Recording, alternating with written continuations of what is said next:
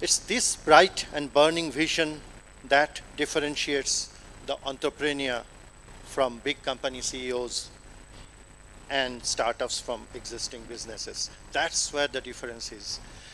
Founding entrepreneurs are out to prove that their vision and business are real and not some hallucination. To succeed, they must abandon the status quo and strike out on what appears to be a new path, often shrouded in huge uncertainty. Obstacles, hardships, and disaster lie ahead, and their journey to success tests more than financial resources. It tests their stamina, the agility, and the limits of courage. So there goes a story of young kids in many university campuses, well inside their dorms, inside their hostel rooms, in the corridors of those institutes, ideation companies are formed. This is transforming the new India. India is the third best startup nation in the world today. I think this is going to get into the curriculum, the blending of the get into the pedagogy, and so the status quo is being disrupted. That's the spirit. I throw in a word of caution. As a teacher, I always said that we don't have any shortcuts to success, right? All of you agree on that. But I see a trend that interdisciplinary is a buzzword which is nearly killing us. I say that interdisciplinary is only good when you are good in the discipline. If you are good in the core, then you would be able to do something at the periphery. So we must remember that. You've got to be good in a discipline to do something well in interdisciplinary. Same goes with extracurricular. We must create the curricular part first. The extracurricular seems to be sweeping the whole canvas. The curricular has to be, attended to very well. The hype is only good for the energy it brings, nothing else. So we need to be very careful on that. We've got to have substance in what we are doing. Without the substance, it will be just a faded memory tomorrow for the kids. While we are, hyped to do something which is extremely contemporary, please remember that the kids who are learning this extremely contemporary subject, that may not be contemporary by the time they graduate.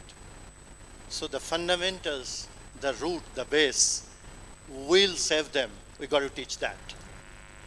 So it is better to stay away from something which is extremely contemporary. It could be rather volatile. So you need to be a little careful on that. I think, I read something somewhere, it kind of captures this, something which I felt while watching some of the video clips. So the jobs are transforming, you have transformed lives. We saw some examples on stage. You have transformed lives. This is so inspiring, so commendable, as I said. But the jobs are transforming in their character, in their shape. It is said that in the past, the jobs were about muscles. Today, they are about brains. But it is now predicted that tomorrow, in the future, the jobs are going to be about the heart, about the passion that one has. So this is going to dominate how we do in our lives. We've got to have passion in what we are planning to do. It's not, see, our lives are so different. Our parents decided what we studied and what specialization we did and so on. We had no role to play there, right? But then people went into various tangents. Today, fortunately, we are not doing that to our kids, most of us. And that's a good thing that has happened to us. I wanted to talk about barriers. I must say this. For good institutes, I worked in good institutes, and unfortunately, for good institutes to do well in this country, the regulatory barriers are a major hindrance. In the name of quality control, assurance and all that, it's actually slowing good institutes down. So you got to give them a fair, room to play. I remember a song from the band Police and the lead singer who had a solo career called Sting. So one of the songs of Sting, it goes like, if you love somebody, set it free. If you love someone, set it free. That's a line that haunts us. I think our regulators would do well to listen to that song and kind of do well. A lot of things to say. I think in the interest of time, I'll stop here. Maybe in the panel discussion, if we get an opportunity, we'll talk about it. But thank you so much for having me here, and it has been a wonderful, almost game-changing experience so far. Thank you.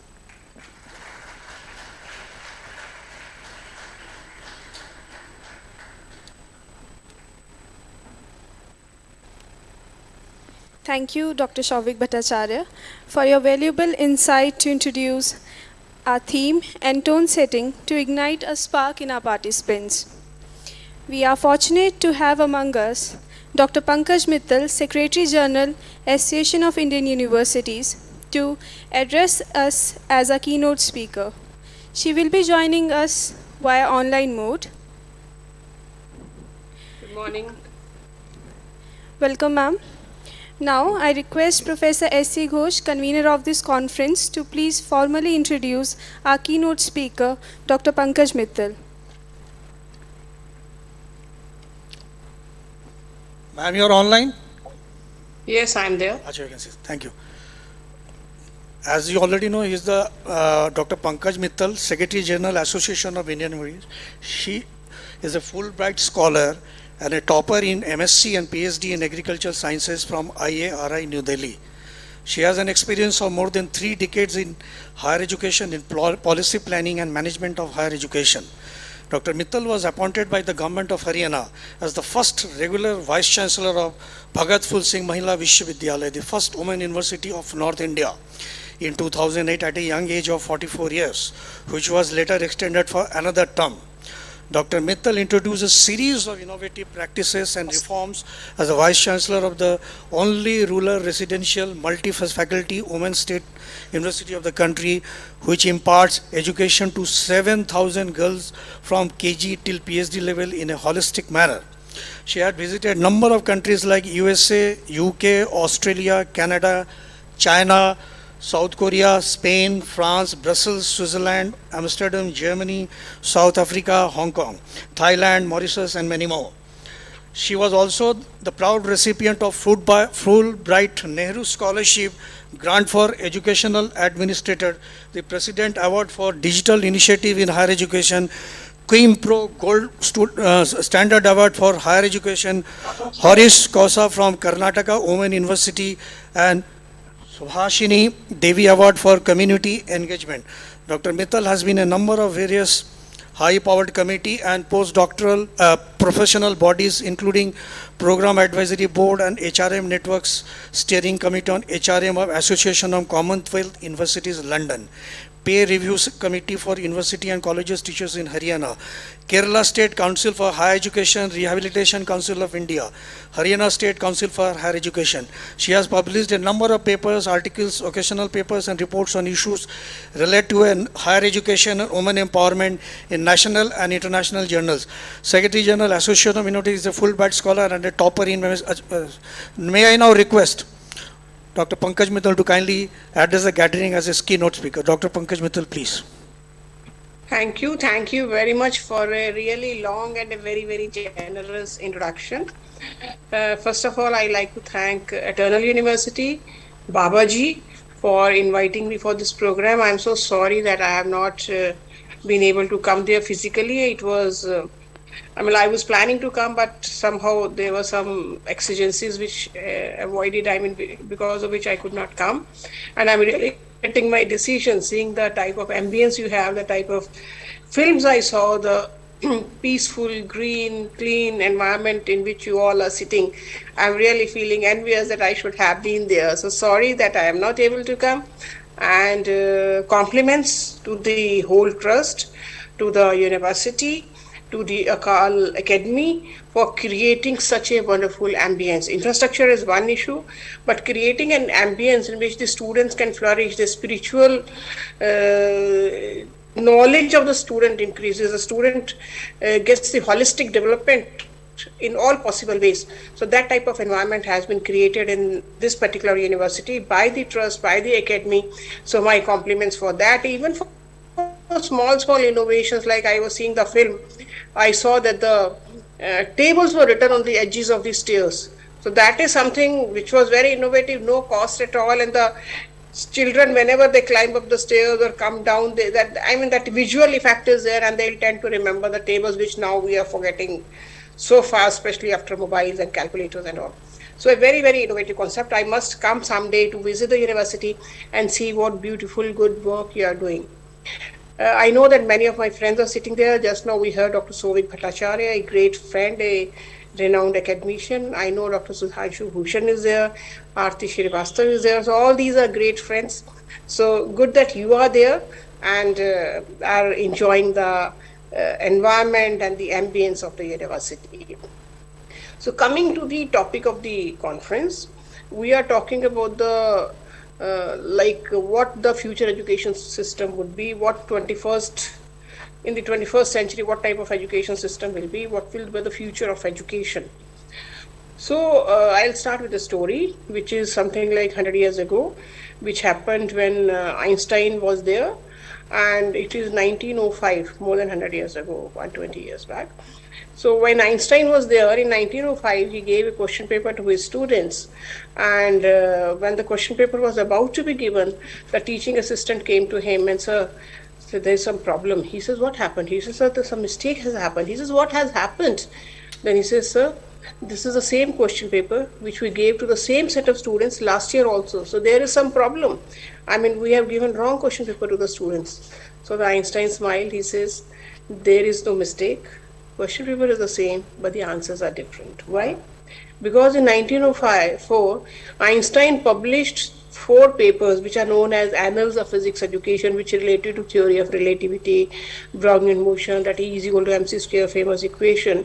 And that changed the very paradigm of physics education, and he wanted to see whether his students have really understood the concepts, they have really gone through the papers, they have really sort of understood in a real sense. Therefore, he knew that once, if they have understood the papers, the questions would be the same, but the answers will be different because of the new discoveries made by Einstein.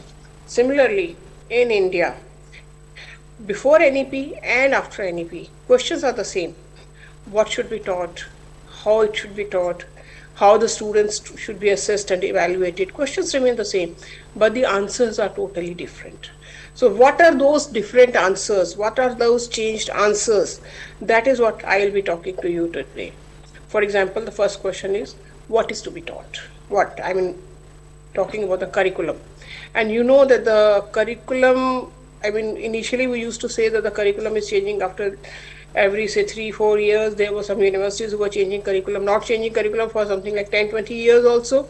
But the recommendation was that every 3-4 years the curriculum should be changed. But now the situation is different. Now if you ask somebody, what type of job scenario will be there in, say, 2030? So 2030, jobs will be in artificial intelligence, jobs will be in robotics, jobs will be in Internet of Things, jobs will be in, say, drones. Drones, you know that till now they were used for, say, even filming and all, but in times to come, drones are going to become an everyday phenomena. Even the person who delivers food at your home, maybe drones will deliver the food rather than the person. The augmented reality, virtual reality, entertainment, I mean, the way the entertainment will be in future is totally different. Initially, we were talking of domestic tourism. Then we spoke of international tourism. Today, we are speaking of space tourism. So that is the difference. I mean, this is the difference which is coming up slowly, and the jobs will be in these areas. And are we preparing our students in these areas? The answer is very few universities are preparing. Sometimes what is happening is that if the student is entering a university with a certain curricula, by the time the student finishes the curricula, finishes the program, the entire program or the curriculum becomes obsolete because the things are changing so fast. And the danger today is that previously we used to say that we are preparing the students for the future. Today, future itself is so uncertain. We don't know what future is. Like I do remember that when I was young, and then people used to say in future there will be phones in which you will be able to see the person who is speaking to you. And at that time wired phones were there with the receiver and all, and we used to see the receiver ki isme se dikhega kahan se, from where will we see the person. I never realized that the shape of the phone itself will change, and it will be a block like thing, and we'll be able to see everything in this. So the things are changing so fast that we are not able, like, this recently Chat GPT has come, which is creating a lot of I shouldn't say nuisance, but a lot of activity all over the world. We in AIU also we have made a committee called the theme of the committee is impact of AI on education. That how the universities should evolve themselves because of AI, how the teachers should evolve themselves because of AI, how the students' new learning experiences will be because of AI. So all this is going to change. Therefore, the curriculum has to change a lot. So that is first thing. How to teach? Second question, how to teach? So when we talk of how to teach, normally what we use is the lecture method. But the National Education Policy doesn't talk about a lecture method. It says it is not the best way of teaching. And in most of the foreign universities, they are not using the lecture method for teaching. The method they are using is the flipped classroom model. What is flipped classroom model? Flipped means just flip it, ulta kar do. Like in our country, we are teaching in the class and the student is going home and then analyzing, understanding, textualizing. Usko आत्मसात करता है घर पे जाके बच्चा. In foreign universities, what happens is the students study at home because the teacher gives them the videos or the text or the audios in advance. The student reads it at home, and what happens in the classroom? Only discussion happens, rationalization happens, analysis happens, reasoning happens, problem solving happens. So the understanding is much, much better. So the National Education Policy says that we should be using the flipped classroom model for teaching the students. We should be using the blended mode of learning, blended mode of teaching learning. Blended doesn't mean that some courses are in online mode and some courses are in face-to-face mode. Blended means that each and every course is blended. Means in every course the teacher is using some technology, using the flipped classroom method. And for flipped classroom method, what will they require? They'll require the videos, they'll require the text, they will require the notes which can be given to the students in advance. For that, what has to be done? We have to train the teachers to produce very good videos. I just saw the videos which you have prepared. I mean, your students were also producing such beautiful videos.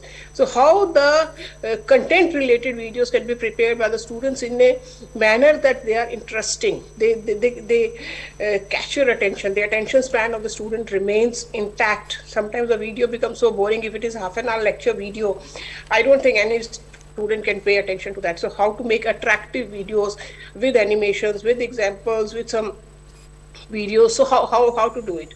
So that is the second thing, how to teach. Third is how to assess and evaluate the students. So again, right now what the method we are following is the 3-hour examination at the end of the semester.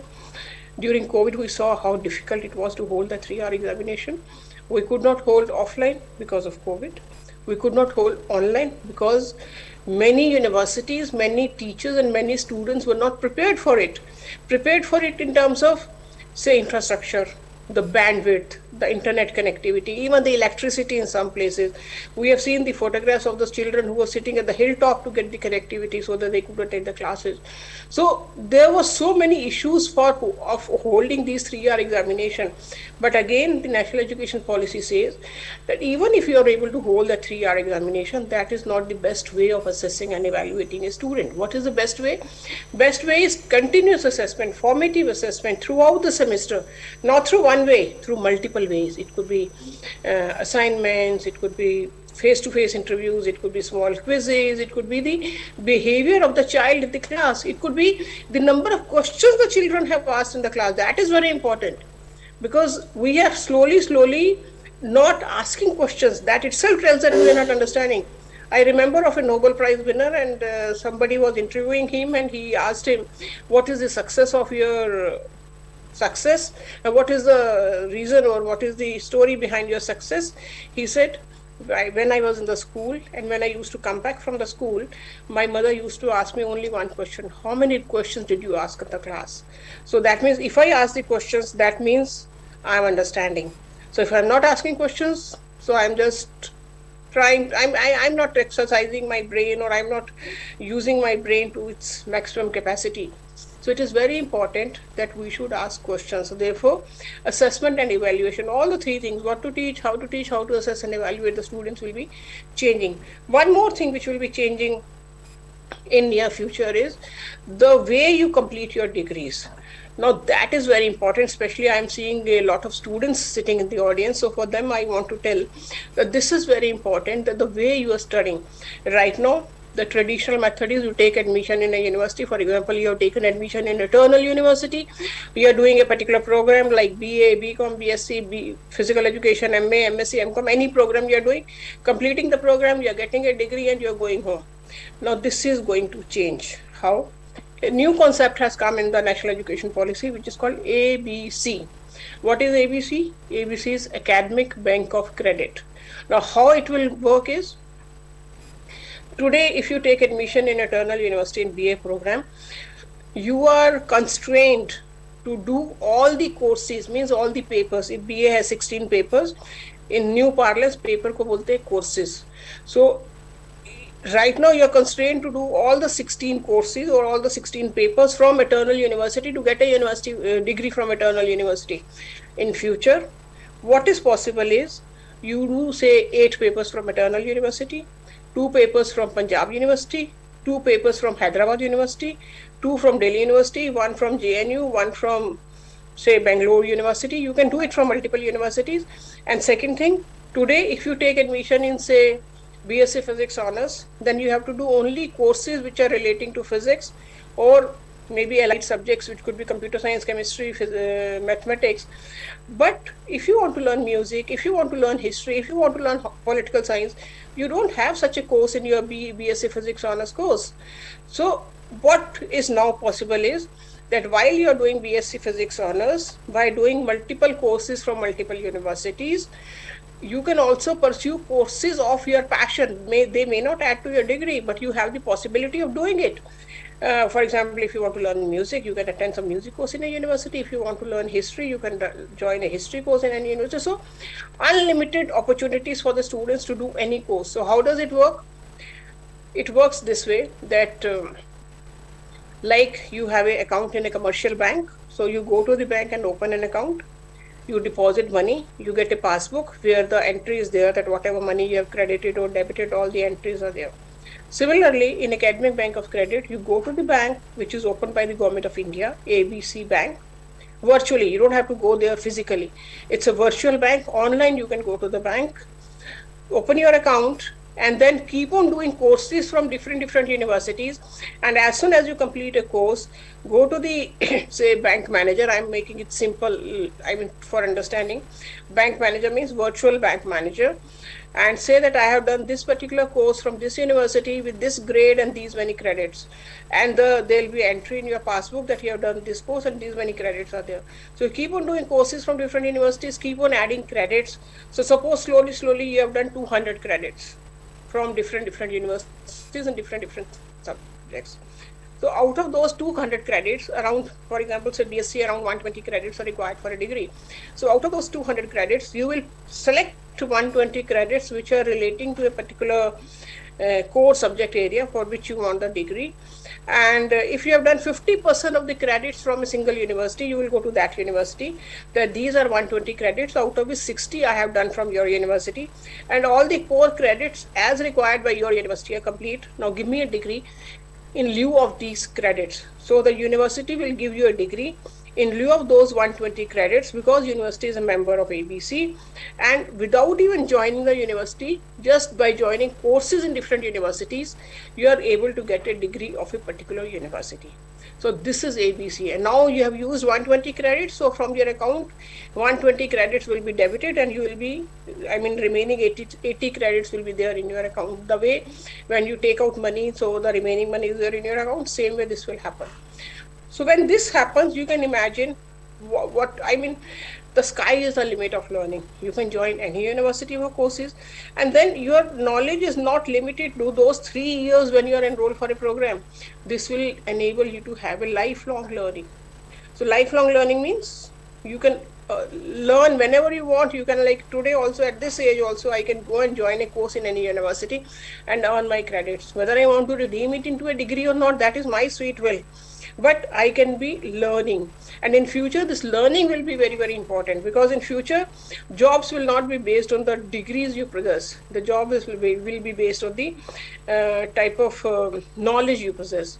I also remember that in one of the conferences in IIM Bangalore, Anant Agarwal, who is the chairman of edX. edX is a virtual platform which runs many MOOCs courses. He says that I was standing on the Delhi airport, a student came and he came running and he touched my feet. So I asked him, sir, who are you? He says, sir, because of you, I got my job. He says, I don't even know you. How can you get job because of me? He says, sir, I went to Tech Mahindra for interview. I had done 10 courses from edX platform. I had graduates in the interview who were from far better universities than mine. Mine was a very small university. But just because I had done these 10 courses from edX, my knowledge base was so strong that I got selected and they were not selected. So that is why I'm thanking you. So the point is that for the students, the learning, the knowledge, the skilling, that is more important. So you have to skill yourself through multiple ways, not only through classroom teaching, but now there are multiple ways which are available. Now I jokingly tell the students that if you did not get admission in IIT, don't worry. The IIT professor will come to your home and teach you at your convenient time on your laptop, because all the lectures of IIT professors are available on NPTEL. So it is the responsibility of the teachers to acquaint the students with whatever is possible, whatever knowledge they can get from multiple sources. So now it has to be multiple sources, multiple teachers, multiple universities at any point of time. So no bandhan at all. This song, ना उम्र का बंधन हो, ना जन्म का बंधन हो, तो ना यहाँ पे ना यूनिवर्सिटी का बंधन, ना टाइम का बंधन, ना प्रोग्राम का बंधन, ना no bandhan at all. So the only thing you need is the passion. So if the passion is there, you can really, really, really excel in life, and people will be after you. You don't have to be after people for jobs. People will be after you. But you have to keep your knowledge updated. You have to keep on continuously skilling yourself, reskilling, upskilling, unskilling, forget old skills, learn new skills. So all this has to happen. So this will be the future of education, which will be quite different from what it is today. So we should be prepared for that, because if we are caught unaware, the way we were caught during COVID time, we have to do some stopgap arrangements, which really doesn't work well. So for all the students, I'll appeal to you that you are studying in a wonderful university. You are really, really concentrated on your studies, because there are no distractions in this university. The environment is so peaceful, so serene, so pristine. So do undertake all these activities to remain at par with every student, rather better than every student in India or abroad. So with this, I will thank the organizers once again for inviting me and for holding the conference on such an important theme. Thank you very much. Thank you. Thank you, Dr. Mittal, for the thought-provoking insight into national education policy, changing the curriculum, taking up the flip method, assessments with unlimited opportunities for the students. And you are always welcome to visit the Divine Valley of Baru Sahib. Thank you, ma'am. Thank you. Thank you.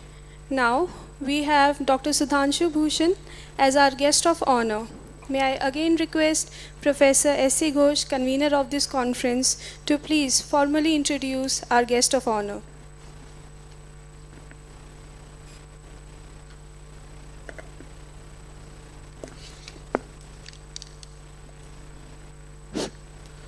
Professor Sudhanshu Bhushan is Vice Chancellor at NEPA, New Delhi, was Professor and Head of Department of Higher and Professional Education in the National University of Education Planning and Admission, same NEPA.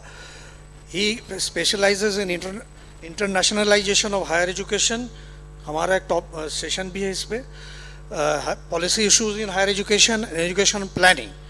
Dr. Sudhanshu Bhushan is professor and head of the Department of Higher and Professional Education in the National University of Education Planning and Administration. His recent contribution include quality assurance of transnational higher education, Australia and India experiences, public financing and deregulated fees in Indian higher education, and restructuring higher education in India. He is co-editor of a book on teaching and learning in higher education in India and Australia, published by Routledge in 2018. His book on the future of higher education in India has been published by Springer in 2019.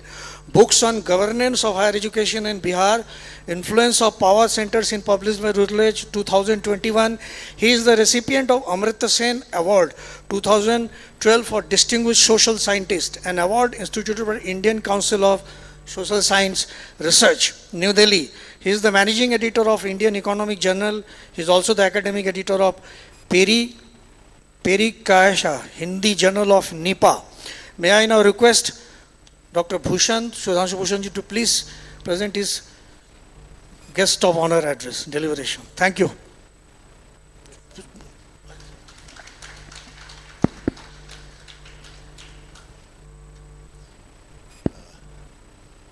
Esteemed colleagues, first of all, I would like to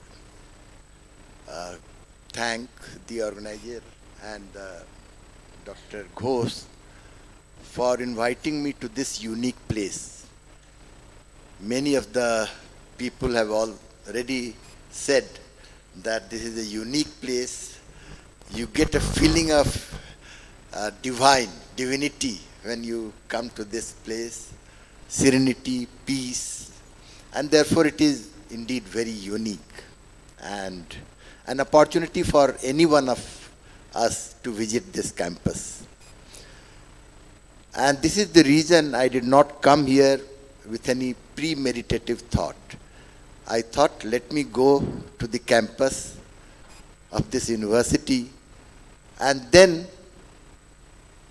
try to understand any question or the challenge that this university has.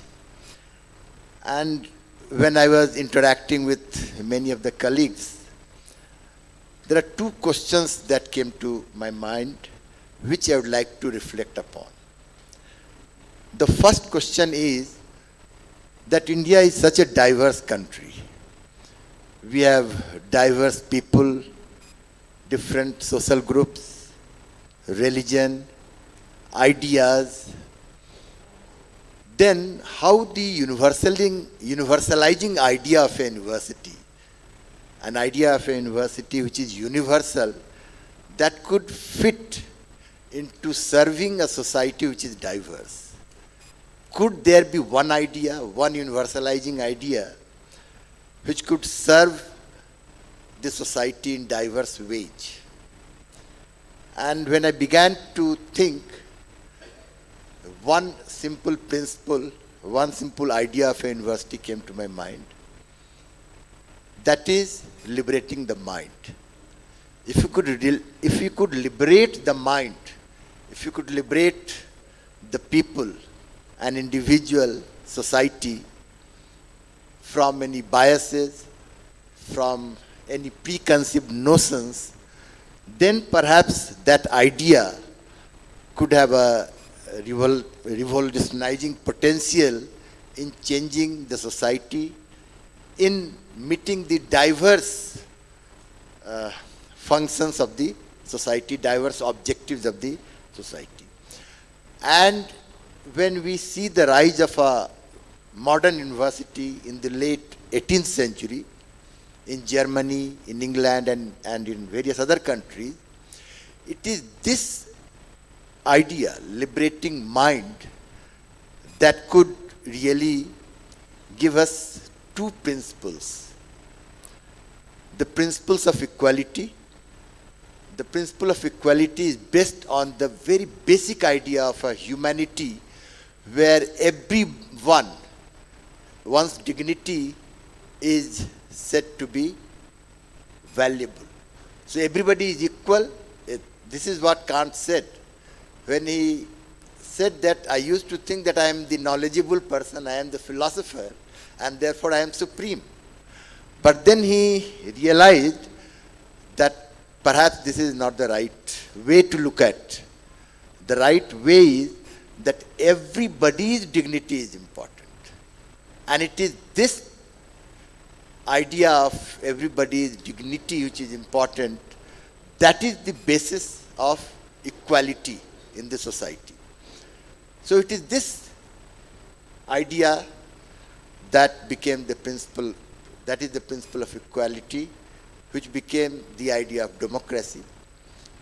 And the idea of freedom also comes from the fact that if we have that free mind, only then it is possible to think objectively, to think without bias, and bring about the change. So, the whole idea of a university is that how do we liberate the mind?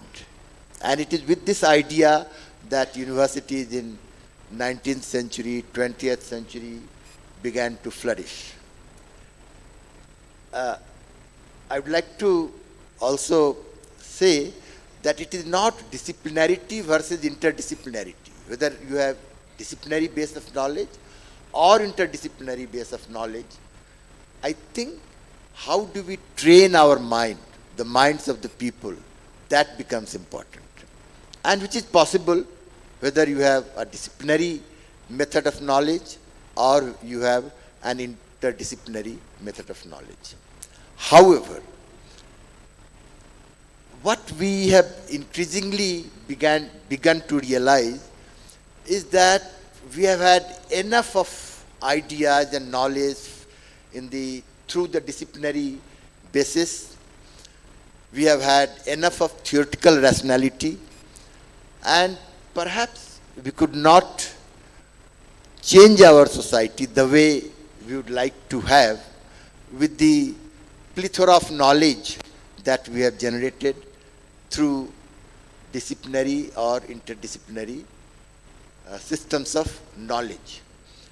Therefore, now it is being realized that if we want to change the society, it is not enough that universities only produce knowledge. We produce graduates with lots of knowledge, and then we go to the society, do practical things, and then change the society. So the earlier idea was that universities should produce knowledge. We produce knowledgeable graduates, and then they go to the society and change the society with the knowledge.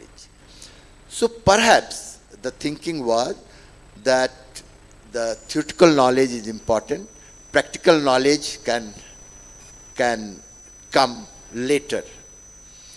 But now I think it is being increasingly realized that what is important is how do we change society through the practice, through the practical knowledge. So how do we gain practical knowledge, a knowledge which could be directly useful for the various practices in society to address various problems of the society, rather than knowledge having some sort of precedence over the practice. I think this understanding is now gaining importance, because now I think universities have been some sort of an ivory tower, perhaps disconnected from the society, and therefore perhaps the need is being increasingly felt that we could connect university more and more with the society. And that is where my second question, and therefore the way I think is that the universalizing idea of a society is not only freedom of thinking, but also how do we serve the humanity, whether it is science or social science, all have an important purpose to serve the unity, and with this idea perhaps, with this central idea, perhaps we can serve the diverse functions, diverse objectives of the society, and from there emerges the second question. And that second question is no less important.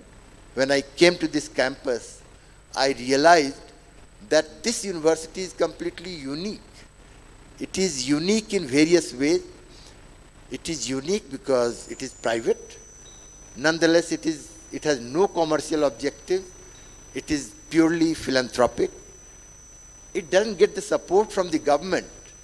And the only very important source of funding is the trust. Trust which is guided purely by the charitable motive. So fees are not an important source of funding.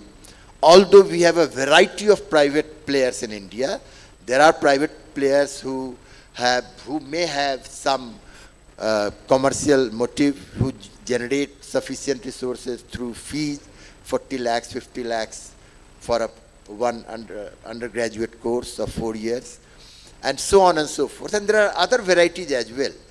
So the second question is that how does it serve this particular university? How does it serve the society? Because in the earlier model, the problem was that more you gather knowledge, more you create knowledgeable graduates, the more perhaps you are cut away from the society. The society, the local, where you live, where you gather knowledge, but after gathering knowledge, you go to US, you go to various other places, and perhaps you forget your own society. So in the process of universalizing the kind of education that we were giving, cut ourselves also from the community. So how could this in particular university, who has a very noble objectives of serving the society, serving the locality, how does it serve the locality so that the graduates do not go away from the society? Is this possible? Or they really go away because if we, and here the challenge is that of a curricula. If we follow the curricula which sort of produce graduates with a particular universalizing objective, with a particular curriculum which is meant for industry, then the graduates also will go and join the formal system, will join the industry, and so on and so forth. So how do we really make a curricula? That curricula is located within the society, is a curricula which does not take you away from the society, but which is located in the society. And therefore that curricular innovation, perhaps, first step could be that we collect the problems of the society and then create knowledge to solve the problems of the society, so that the graduates are very much rooted in the society rather than they go out of the society. So the second question that I posed is, how does this particular organization, university, serve the society?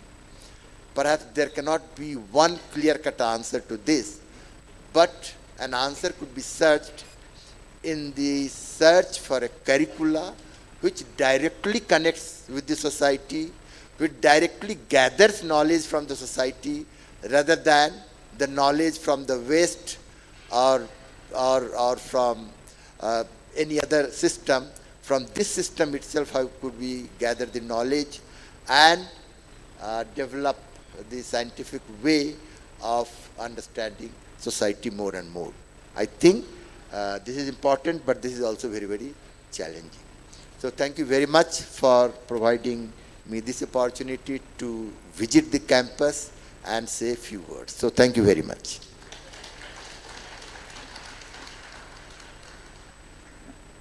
Thank you, sir.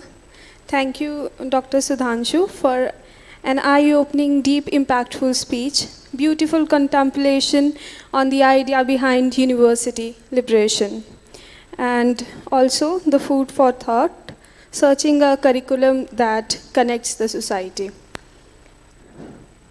Now, I humbly request our special guest, Dr. Ashok Pandey, to please present his views on our main theme. Before that, I would like to introduce our special guest, Dr. Ashok Pandey. Dr. Ashok Pandey is a globally renowned educationist with 3 decades of experience in school education in India and abroad as teacher, principal, author, and motivational speaker. He is the recipient of CBSE Award for Contribution in Education, the National Award of the President of India, Lifetime Achievement Award of the Ferguson Humanitarian Foundation International, and many more. Sir has been listed among the top 100 people managers by Forbes India. He has served as a member of National Council for Teacher Education, a member of Governing Board of CBSE Education Board, and several other organizations. He is the president of Private School Principal Association to promote the exchange of best practices. His efforts in education were published as a case study by the Indian Institute of Management, Ahmedabad. It is a pleasure to have you here as a special guest. So please. Thank you for a very kind introduction. Good morning, ladies and gentlemen. A couple of things which are coming to my mind before I come to the topic is what a privilege it is for me to come to this valley of divine peace. This valley and this whole institution and the vision is please take this.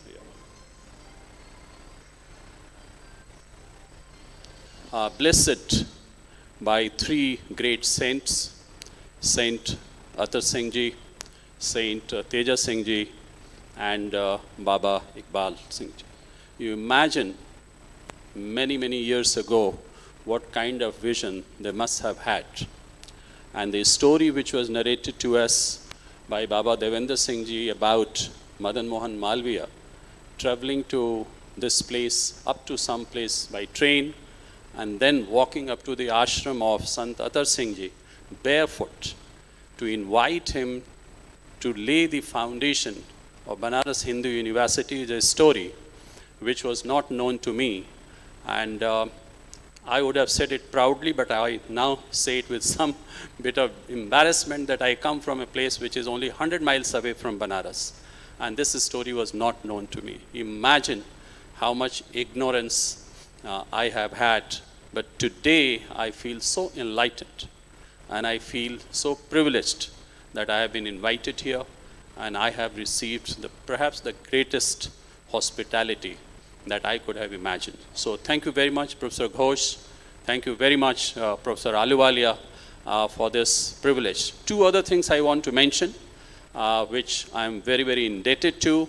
One, of course, I have had my master's in management degree from BITS Pilani, and the former vice chancellor is sitting here, Professor Bhattacharya, and therefore I want to express my gratitude to him. I am also my B.Ed, these B.Ed students are sitting here. I did my B.Ed from NCERT through its campus in Ajmer, and Professor Mandal is here, who is representing NCERT, so my gratitude to him also. The third thing which I want to tell you, never in my life, and I'm pretty old, I can tell you that, I have had the privilege of sitting in the company of so many former and present vice chancellors.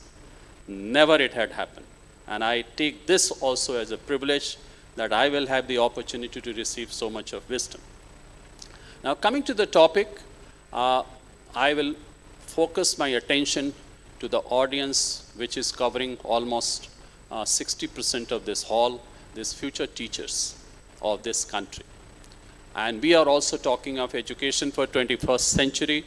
We are talking for how NEP is going to make a difference. I think I visited here at 6 o'clock in the evening, and it has been more than 20 years, 20 hours now, I can tell with full responsibility that if anybody wishes to implement NEP, I think they should visit this place and find out what this place is doing. I think this is exactly what the vision of NEP is. And what is the vision of NEP, in my opinion? First is that we want to bring back our education, which has severed its roots from our values and from our nature, to bring it back into the lap of values and nature.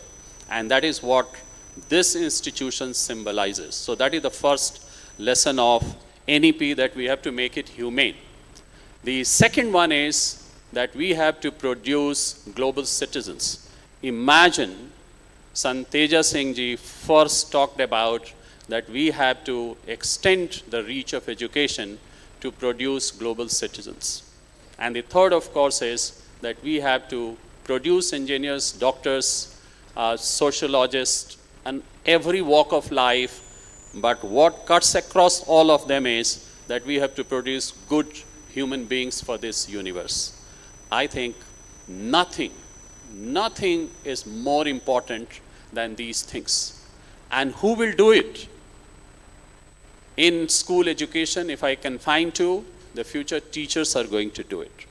Unfortunately, in this country, there are very good examples of teacher training institutions, but people may aspire to be university and college teachers and professors, but it is very rare to find people who aspire to be a school teacher. Every parent in this country wants that his or her child should go to one of the best schools where best teachers are available. But none of those parents would ever like their own children to become the best teachers in a school. And that has been the tragedy of this country. And it is never a first preferred career. It is only after your first, second, third, fourth choice that one would like to be a teacher in the school. That is unfortunate, but NEP and the National Curriculum Framework, the government's vision, the need of the country, I think all of us are striving to make teaching also as an aspiring career. And perhaps introduction of the integrated teacher education program, 4 years teacher program, BSc B.Ed, BA B.Ed, and BCom B.Ed is aimed at that at the end of class 12, you decide that you want to serve the children of this country, you want to be a good teacher, and therefore you take up this course. And that is why I think your B.Ed program, which Dr. Bhatia talked about, is something which impresses me the most. All your student teachers of B.Ed are getting employed. They are going back and serving the society, mostly in the rural areas. I think that is the greatest contribution that this institution is making. And therefore, as a teacher all my life, 2 or 3 things I wanted to address the future teachers. First is that as a teacher, of course, your first and foremost requirement would be that you have to be a domain expert or subject matter expert. That is very essential, and there is no doubt about it. But even more important than that is that your own students will look up to you, that as a teacher, how good a learner you are yourself. How are you learning? How are you growing? How are you improving your profile? How are you a better teacher every year? And if that is necessary, I think your learning will never stop. And that is what the real essence of lifelong learning is all about. So your own learning will make your own students proud of you. And therefore, never forget that your learning will never stop. The third thing, very, very important, is that your children will look up to you to be their mentors, to be their coaches, to be the people who will offer them the shoulders. If they have to cry, they can lean on you. They should look up to you as an inspiration. They should look up to you to walk up to them and tell me why you are sad today, and you are able to make them happy. That is what they look up to. And the fourth very, very important thing that the society and your children will expect from you is that you transform yourself and you have the capability to transform them, and both of you together unleash the transformative process in the society. That is what the essence of new education policy is. And if our classrooms are transformed in this way, I think no other prosperity, and whether economic or military or human, no other prosperity will be out of our reach if we are able to transform our classrooms. In fact, if you look at the world today, most of the prosperous nations, which we call very proudly the developed nations, I think all of them have developed through transformed classrooms. There is a very great correlationship between excellent classrooms, excellent education in the schools, and then economic prosperity of those countries. So I think India's economic prosperity, India's endeavor to ensure that everybody in this world, in this country at least to begin with, is prosperous, is able to take part in the productive process of the country. I think education at the school level is very, very important. All of you here, by the divine grace of the great saints who instituted and who established this institution, are now in a way privileged. And when you look down from this great valley, you will find that there is a great need of accessible, affordable, quality education in the rest of the country. And therefore, when you are equipped and when you are very, very capable of giving the same education to others, you should not shy away from that. And when you look down from this valley, you have to look up to them with the same great compassion and empathy which you have been privileged to receive during your tenure in this great institution. And hence, at the end of my this brief introduction that I'm making to the topic that was given to me, I can only tell you that it is, you will realize it, if not today or tomorrow, at least after some time, as most of us have realized, that what a privilege it is to teach. Because teaching also gives you the opportunity to learn. And after all, what is the purpose of life? If you are a good learner, you can do everything in life. So teaching alone is something which gives you that privilege to be in the company of the children, and to do something is a great privilege. God has been kind to me that I got that privilege, and through that privilege, I have achieved a lot of things which I aspired as a young boy and girl as you. So thank you very much.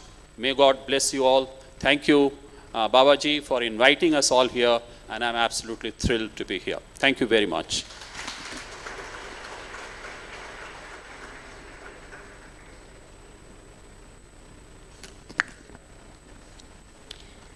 Thank you so much, sir. Thank you so much, sir, for your meaningful insight to our main theme and enriching the audience with its enduring impact, for highlighting the importance and role of teacher and the efforts in making teaching as an aspiring career. Thank you, sir. Now, it's time for the address by our chief guest, Honorable Dr. Sushma Yadav ji. I am fortunate enough to introduce our chief guest of this esteemed international conference, Dr. Sushma Yadav. Ma'am did her MA, MPhil, PhD from University of Delhi. She has served as professor at Indian Institute of Public Administration, New Delhi. Also served as Vice Chancellor at IGNOU, Pro Vice Chancellor at IGNOU, Vice Chancellor at BPL Singh Mahila Vishwavidyalaya, Kanpur, Kalyan, Haryana. She has authored several books like Culture and Politics, Gender Issues in India, Some Reflection, Bharatiya Parampara, etc. She is presently the Governing Council member of University Grant Commission, UGC, and Pro Vice Chancellor, Central University of Haryana. Ma'am, all your achievements can't be counted in this limited period of time. We are grateful to you for accepting our invitation and residing as chief guest in the inaugural session. I invite you to please address the audience.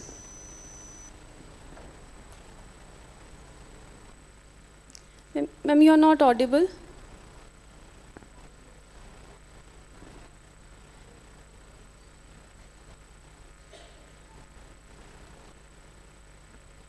Ma'am, please unmute yourself. You have unmuted.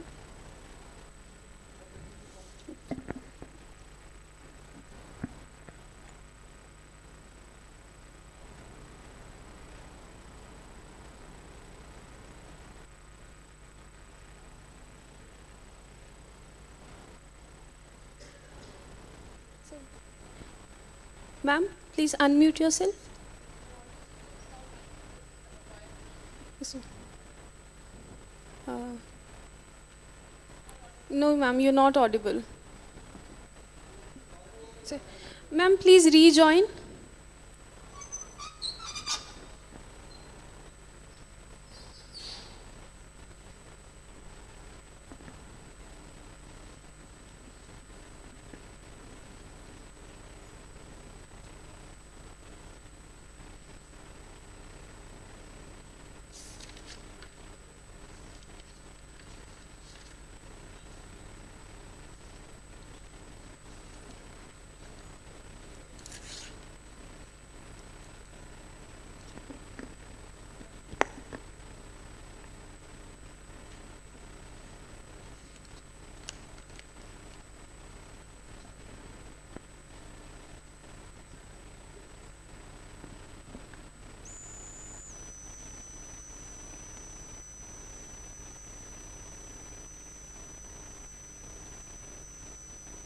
I think ma'am is facing some technical difficulties.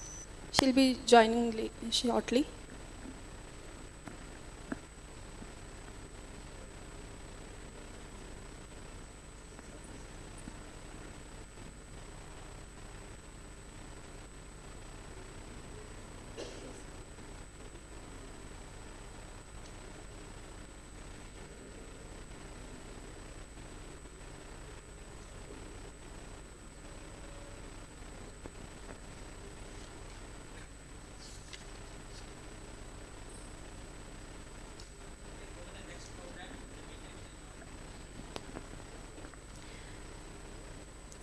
So I think our chief guest is facing some technical difficulties. We shall continue with our next program, and I'll hand over the mic to our host Anju Sharma.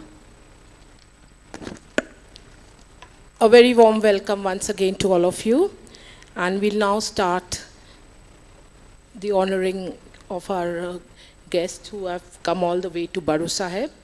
The best token of appreciation is from the bottom of our heart, and I humbly request Honorable Babaji, Dr. Devinder Singh Ji, and respected Dr. Neelam Kaur ma'am to please come on the stage. I mean, we're going to start with honoring of Dr. Sushma Ji. Since she'll deliver her speech, then we'll honor her.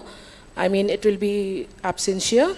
So I would like to invite Honorable Babaji and Neelam ma'am and honor Dr. Sudhanshu Bhushan.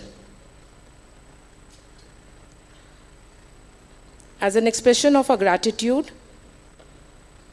and please may I welcome Pro VC Chancellor Ahluwalia Ji.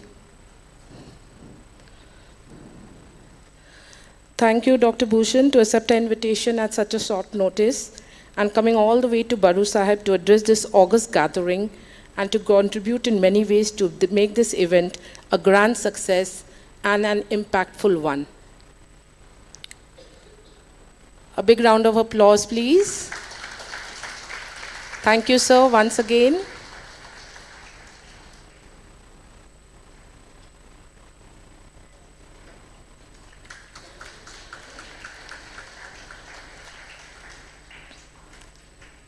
Thank you, sir.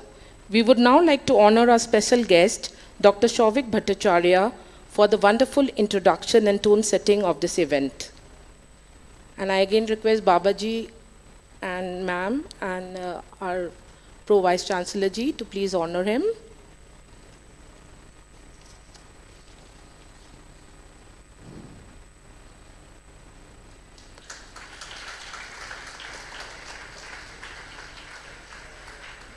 Thank you, sir, for your benign presence.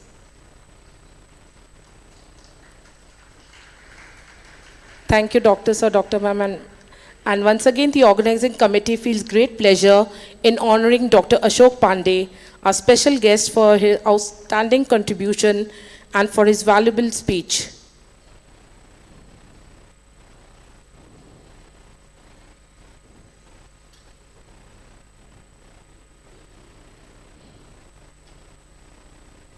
Thank you, sir.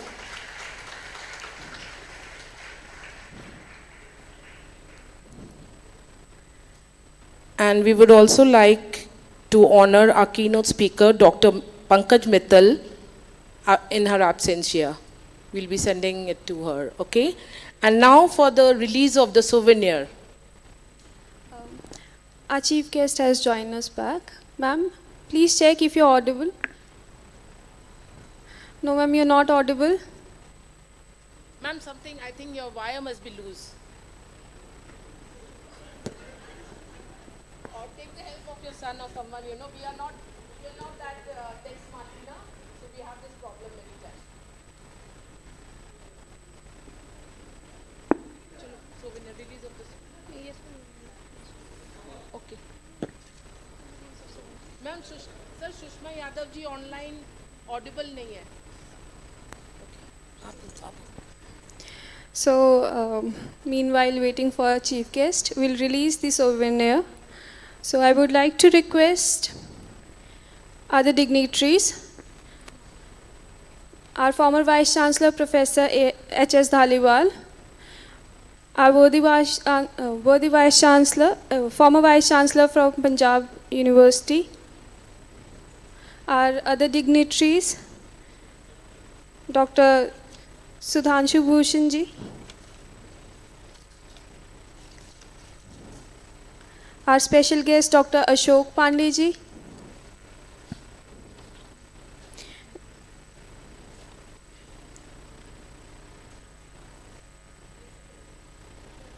our organizing secretary and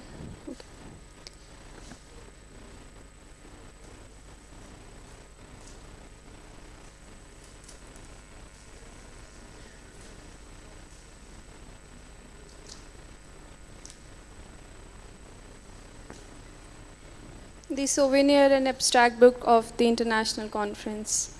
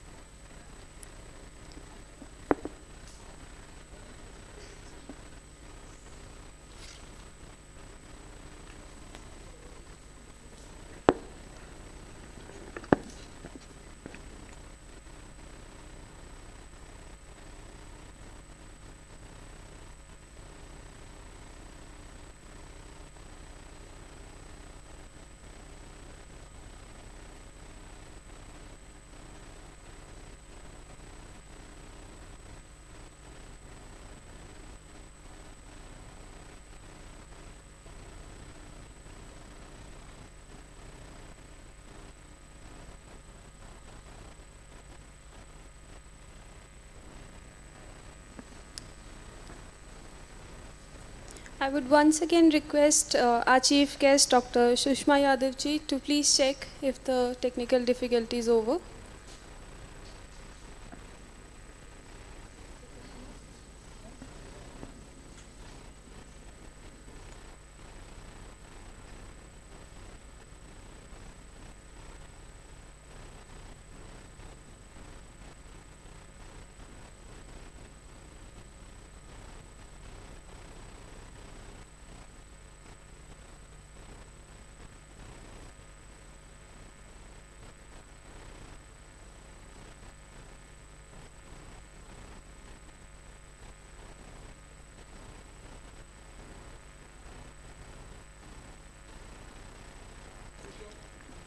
phone कर दीजिए.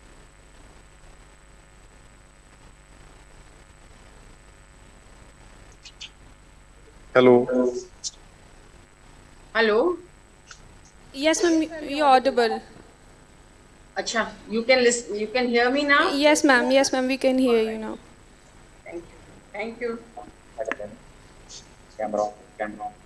Ma'am, please switch on your camera. हाँ जी कर रहे Welcome, ma'am. thank you so that's nice at least I can be visible and audible both.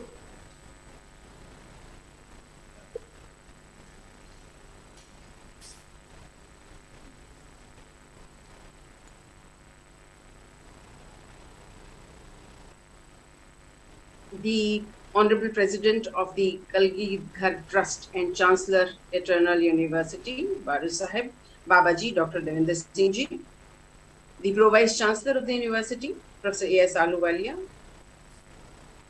the tone setter and those one who introduced us to the theme of the conference, Professor Souvik Bhattacharya, former VC BITS Pilani, the keynote speaker and a dear friend and my predecessor at the Women's University, Dr. Pankaj Mittal, the guest of honor, Dr. Sudhanshu Bhushan, Vice Chancellor NEPA at the moment and Professor and Head of the Department of Higher and Professional Education in NEPA, the special guest, Dr. Ashok Pandey, ex-director of Alcon Group of Schools and member of CBSE and CRT, Professor Dhananjay Joshi, the Honorable Vice Chancellor of Delhi Teacher Education University, whom I could see for some time, Dr. Neelam Kaur, Dean Advisor Health and Education, the Kalgidhar Trust and Governing Council member of Eternal University, the invited dignitaries, eminent educationists, deans of the universities, heads of departments, and invited guests, along with all the faculty members, the students from the university and colleges of the run by the trust. I begin with paying my respect to all those who have thought about this trust, who contributed to the establishment of these institutions and this university, and the making of the entire educational fraternity that you have under the trust, which has number of institutions, colleges, and of course the university also.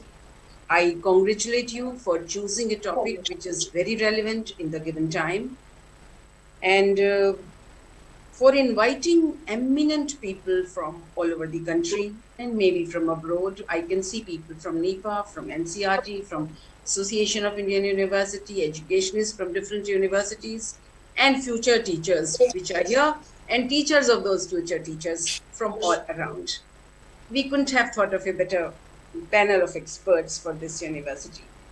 I wish to compliment you for organizing this conference and choosing the theme. I also wish to thank Professor Bhushan, I think he suggested my name, and to Professor Ghosh, who almost persuaded me, but I'm sorry I couldn't reach there physically.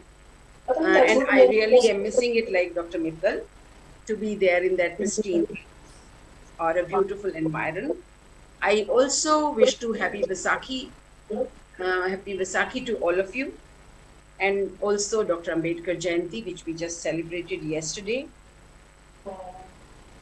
I wish to thank the entire university fraternity for being behind this. Let me begin with two very positive things. We are all fortunate that we are here, online or offline. Why I say fortunate?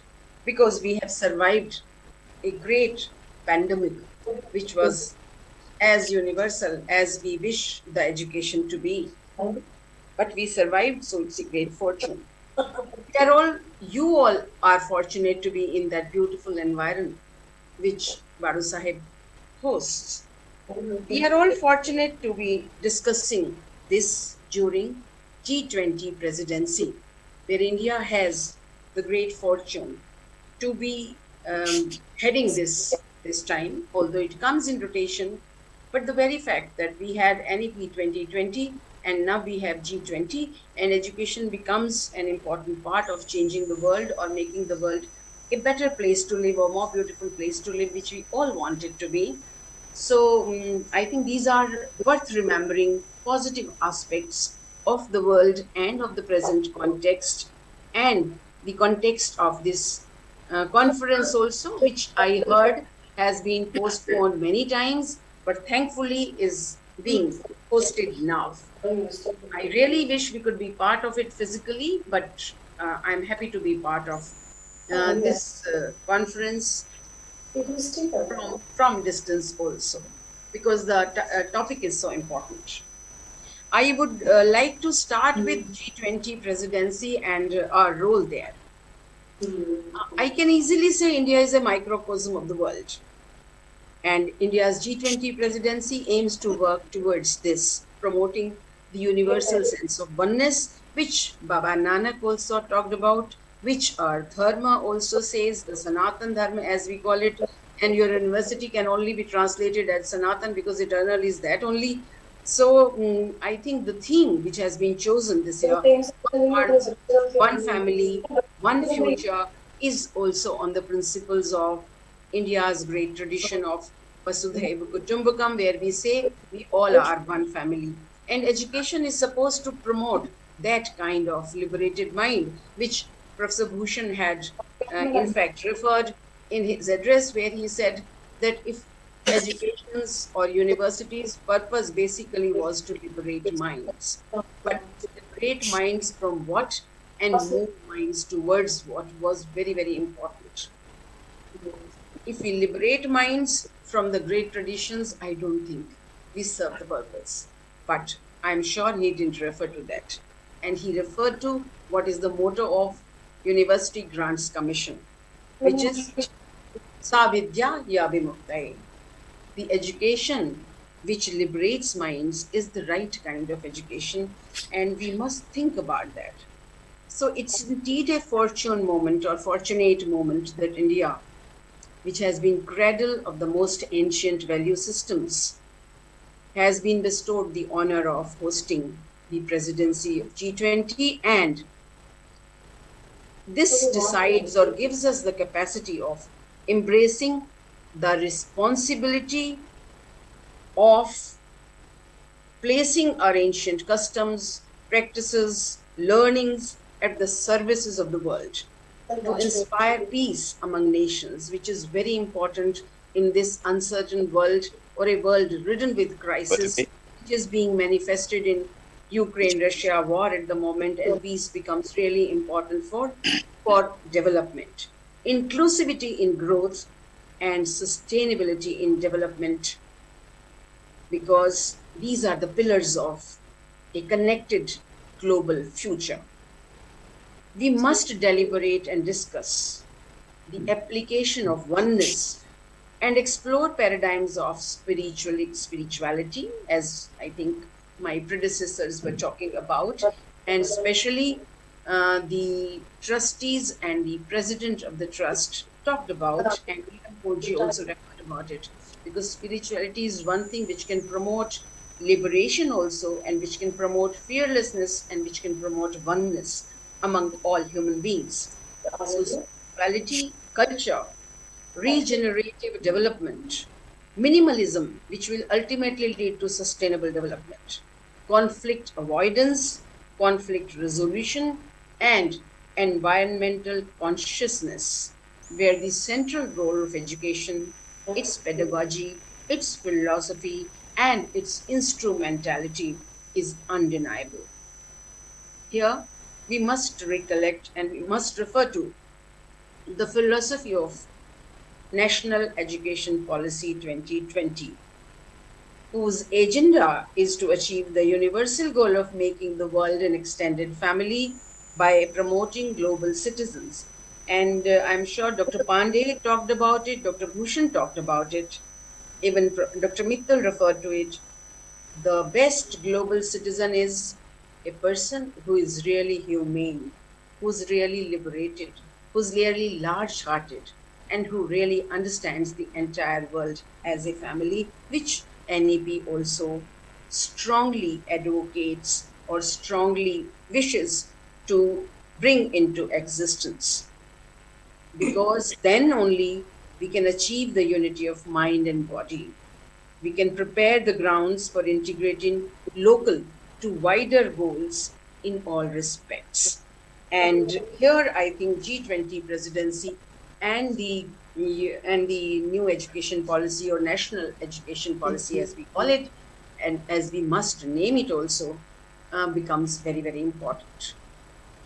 I would like to remind the audience here, India had the long tradition of an integral approach to education, recognizing it as an instrument to transform human lives towards fulfillment.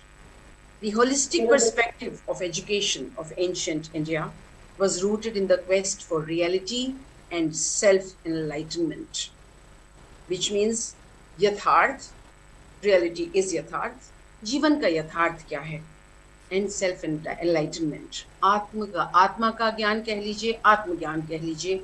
Self-enlightenment comes through that. It comes through the knowledge of self, and ultimately moksha, as we say, complete liberation from all kinds of bondages.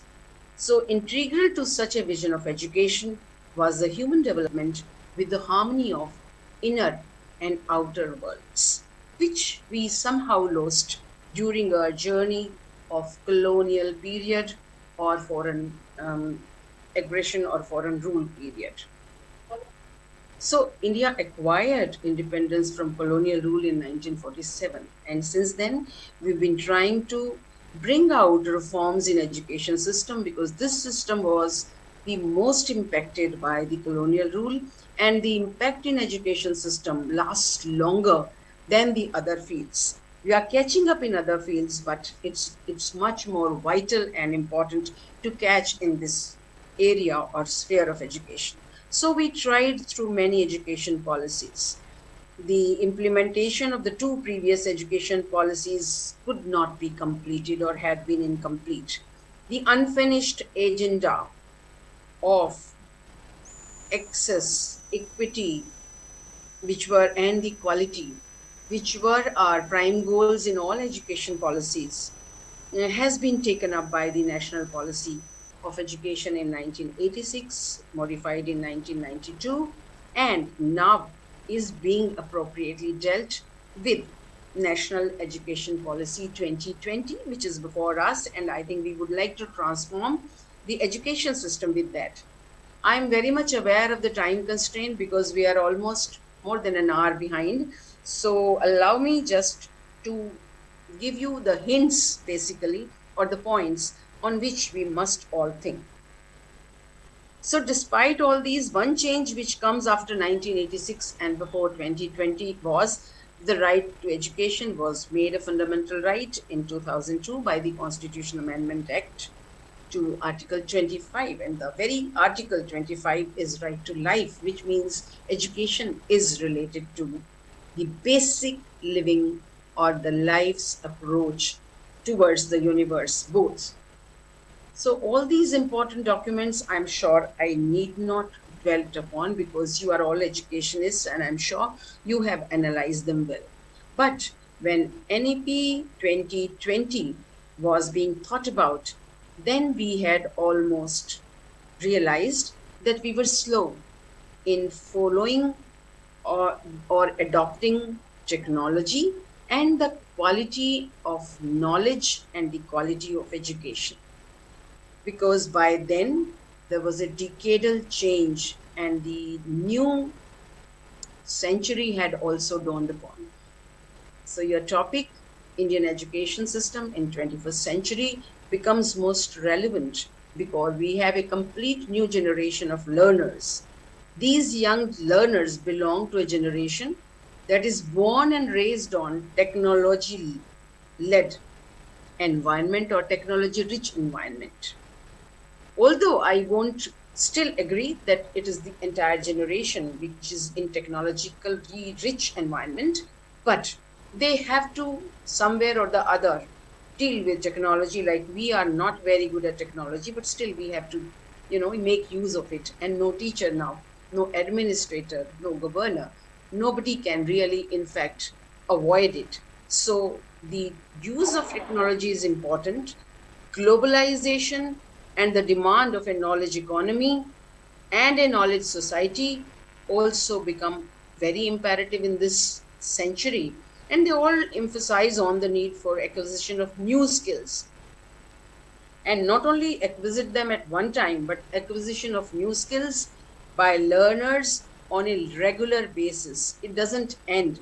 So the four learnings which UNESCO defined at that time continue and become even much more relevant at this time, because technology changes, knowledge changes, and skills also change, which need to be, very important in the phase of learning how to learn or become lifelong learners.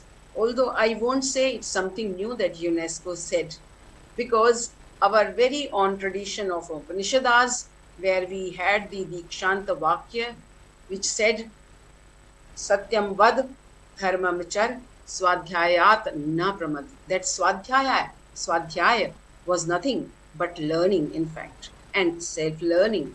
So learning continued with human beings in all times. It becomes important in different ways in modern time or in the present time. So the lag between the generation of new knowledge and its application, especially in the fields of science and technology, in the field of industry, necessitate the periodic renewal of school and higher education curricula, which was emphasized by many speakers before me, and they maintain their relevance to the changing societal and personal needs of learners. Also, the emerging national development goals, universal sustainable development goals, etc., and education must be able to cater to the demands which come up. We have the fortune to having the demographic dividend, but that must be utilized to become, in fact, a positive aspect of our journey, which is transformational journey of India, that is Bharat, to the global demands. We are aiming to be among the top world economies. Of course, we are the largest economy in the decade of this decade or next decade, and we are aiming to be 10 trillion economy by 2030, which will not be driven by only natural resources. I would say natural resources will remain important, but by knowledge resources. So how to utilize those natural resources in a better way would be given by the knowledge resources, and we must aim at producing a knowledge resource which is apt for India, which is most relevant for India, and which is relevant for the entire universe in the coming years. That would be one aim which educational institutions and education system must aim at. Quality education becomes important there as a key component of transition to the knowledge economy, which is currently underway, I would say, in many parts of the country.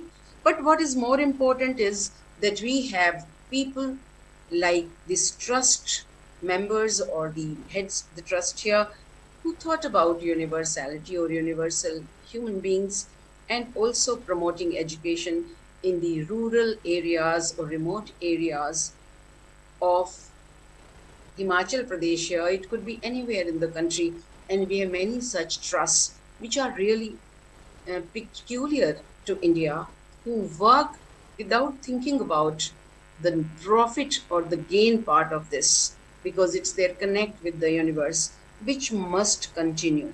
So Indian society has to be founded in the widest access to empowering education, also based on the strength of its pluralistic, liberal, universal heritage, which we are proud to have, and we must understand that.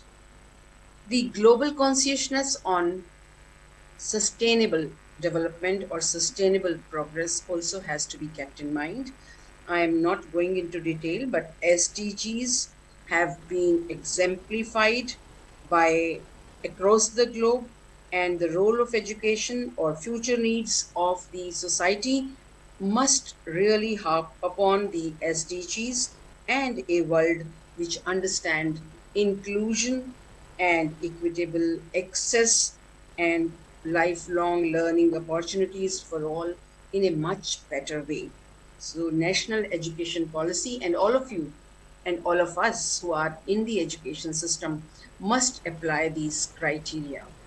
The quality education becomes important because I think we had a learning crisis. And what Dr. Pandey and Dr. Bhushan referred to was in fact that learning crisis. If teachers have the last choice of teaching, I'm sure we are in a crisis of learning. If education and educators are not respected by the society at large or the world at large, surely we are in the midst of a learning crisis. And if the educated do not know how to cope with life, and if teachers do not know how to nurture their students' unique talent, surely there's a crisis of learning. This crisis must be met now in the 21st century if we have to survive like a civilization which was ancient, and if we have to survive as a knowledge economy and knowledge society in the 21st century. So I would rather appeal to all of you to keep in mind that if your student does not have a connect with you, does not carry respect, the real respect for you throughout the life, there's something wrong in our teaching or in our connect. And therefore, the NEP 2020 calls for a more imaginative, broad-based, multidisciplinary, liberal education as a foundation of holistic development of all students. Because if a doctor who's been trained by us forgets ethics of medicine, I'm sure there's a crisis of learning. If an engineer taught by us forgets the ethics of his profession, then there is a crisis and indulges in corrupt activities. The teachers must take some part. Of course, parents also have a role, but the teachers also have a role in his being what he or she becomes. So in 21st century, we must take care of all these lacuna which were there in the education system. I at times feel that we failed somewhere in our teachings. That's why we came to a system where there were trained professionals who did not know the ethics of professions, be it the lawyers, be it the teachers, be it the doctors, be it the engineers, be it many more professions which are there, because professions always basically grow on the ethical aspects of the promotion of the profession, and that's why they are respected, and that's why they are given the autonomy. That must be remembered by all of us. I will not go into the details of the education policy because I'm sure all of you will be tackling some or the other aspects of this education policy in your paper presentations or in your discussions. But I would say disciplinary, multidisciplinary, or even transdisciplinary approaches alone cannot satisfy our thirst for knowledge in the 21st century. We would demand much more. The transdisciplinary approaches, but combined with cutting-edge research, leading to solutions of complex problems or emergence of new subdisciplines or even whole new disciplines, we must think about. We must liberate our minds of these compartments, of these closed systems which we were having as disciplines till now. And we must liberate our thinking beyond these compartments to really create knowledge and human skills which are unique to 21st century and which would help them to continuously cope with the new challenging environment which is going to face the children in the coming time. So we have pandemics, we have climate change, we have technological advances, we have changes in technology, artificial intelligence created by us but can terrify us at any times. So such graduates need wider range of skills. And I think we must be prepared for that. We must also change our mindset to respect skills as much as knowledge, because none of them becomes complete without each other. And the moment we will start doing it, I think a whole new world of employment opportunities will open up for the younger generation, which will be ready for these skills. So the skills could be strong written or oral communication skills, the teamwork skills, the ethical decision making skills, the critical thinking skills, and the ability to apply knowledge to the real world situations, to the real world settings, which ultimately test us throughout life. So, the idea that education must result in the full development of the human personality by unfolding the treasure within, as UN said, but as our Upanishads also said when they talked about Aham Brahma Asmi. So, knowing that Brahma becomes important, that is the inner personality. Tat Tvamasi is the universal aspect, that you are what the God is. So, we all become one in this understanding of these parts of life, and in ability to judge, an ability to understand, ability to be autonomous, capable to be autonomous, I would say, and having aesthetic sense, physical well-being, reasoning, combined with the skills that I referred to before, must be the aim of education system in the given time. And the process by which children and adults acquire these competencies is also referred to as social and emotional learning, which your university is doing well.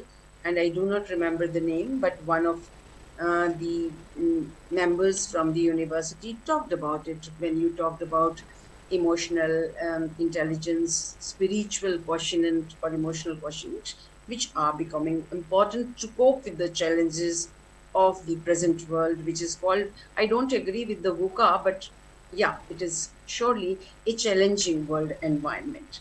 So therefore, I think we must look into the various aspects of national education policy. We must look at the challenges which the present environment, which the present world is posing before us, but we should never be overawed with them, because that's what education teaches us. So what Dr. Mittal referred to as the various nuts and bolts of national education policy in terms of ABC, in terms of multiple exit and multiple entry, in terms of multidisciplinary and holistic education, in terms of promotion of humane qualities, which Dr. Pandey and Dr. Bhushan also referred very well, in terms of citizenship values for a global citizen or for a global world, or universal values which are there for universal well-being, self-pride in our own set of civilization or our own set of human values, and finally, changes in the curricular framework, which you all refer to. I would say if we include Indian knowledge system, then we take time-tested knowledge system into the present, which will also give pride to the students in their own being, in their own environment, in their own civilization, and in their own nation. That should be the aim of our teaching environment, teaching learning pedagogies, and the curricula.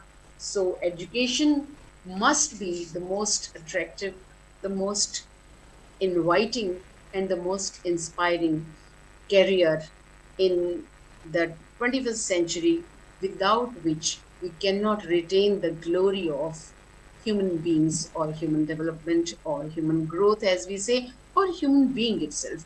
The dignity will come with that. I hope universities like Eternal University and educationists like you who have gathered here. I can see some of my colleagues from the present university, Dr. Sarika Sharma, and from my previous university, I think Dr. Manju and Dr. Priya Dhingra, they are there, maybe some more also.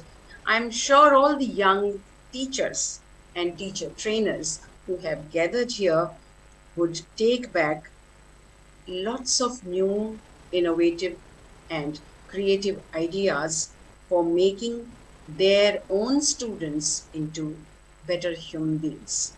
And I would come back to Savidyaya Vimuktai.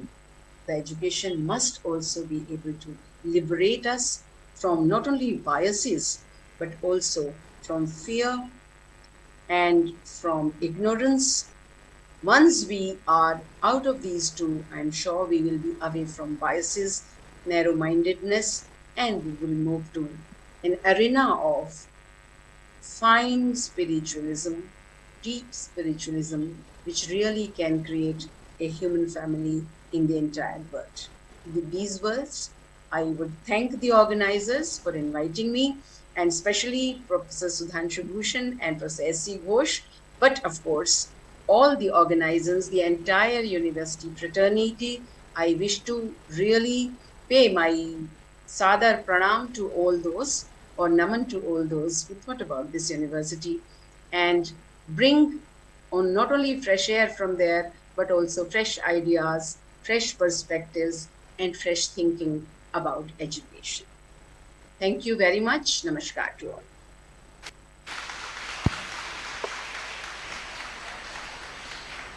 Thank you, respected Dr. Sushma Yadav ji, our honorable chief guest.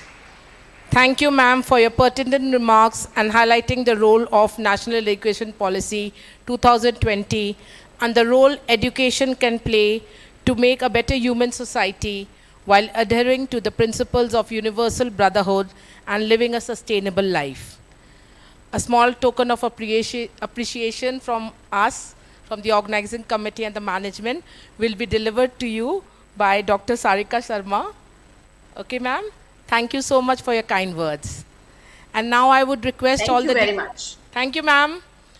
And now I would like all the dignitaries to come on the stage for a group photo. Fast. We are running late, okay? After that, we'll have the national anthem. And straight away, 15 minutes tea break. Please come back sharply for the first technical session. I request, I'm so sorry, we are running a little, not a little late. Quite late. Thank you, sir. Sir, please, all the Chancellor, Vice Chancellor, Deans, invited guests, dignitaries, please come on the stage for a group photo. It will be an honor to have all of you here. Hargun, why don't you come with the girls?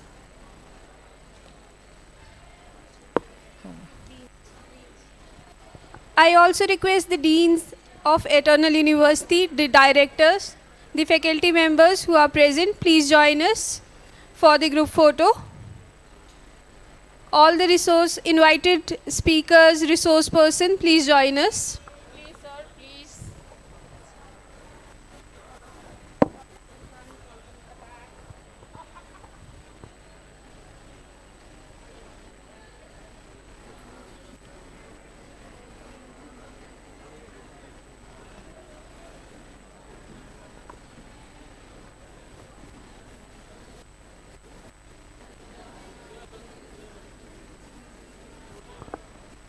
So all the delegates who have come for the international conference, please join us.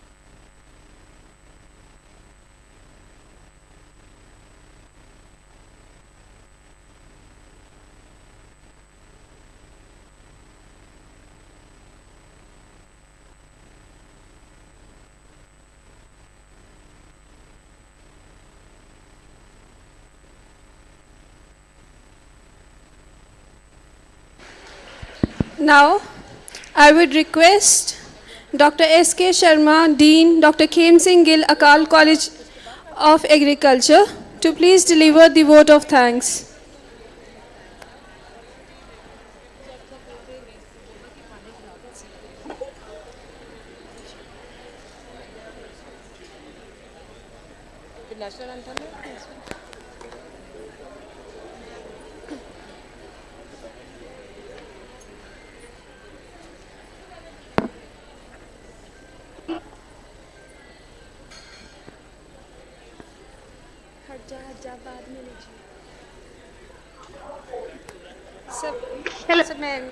So please be seated.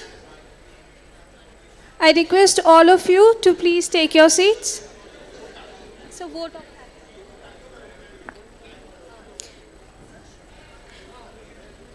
Now we have the vote of thanks.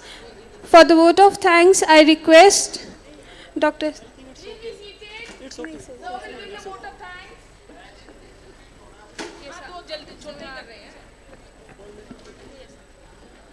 मुझे लगता है कि सब थक चुके हैं। दो ही बातें बोलूँगा बस मैं, क्योंकि सबको हरी है। एक तो आपको हिमाचल दिवस की बहुत बहुत शुभकामनाएं, और जो भी उपस्थित आए हैं, और जो भी यहाँ डिग्नेटरीज हैं, क्योंकि मुझे लगता है अभी सुनने का किसी का थक चुके हैं, तो जो भी स्पीकर हैं सबको तहे दिल से धन्यवाद। Thank you sir. Thank you, sir. Thank you, sir. किसी ने नहीं दिया होगा, है ना? चले बोले कुछ सब नहीं, चलो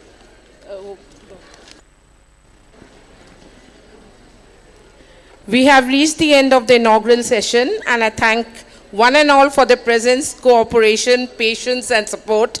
May I now request everyone for refreshment and kindly reassemble in this hall as per the stipulated time. After 15 minutes, we'll start the first technical session. Humble request. Thank you.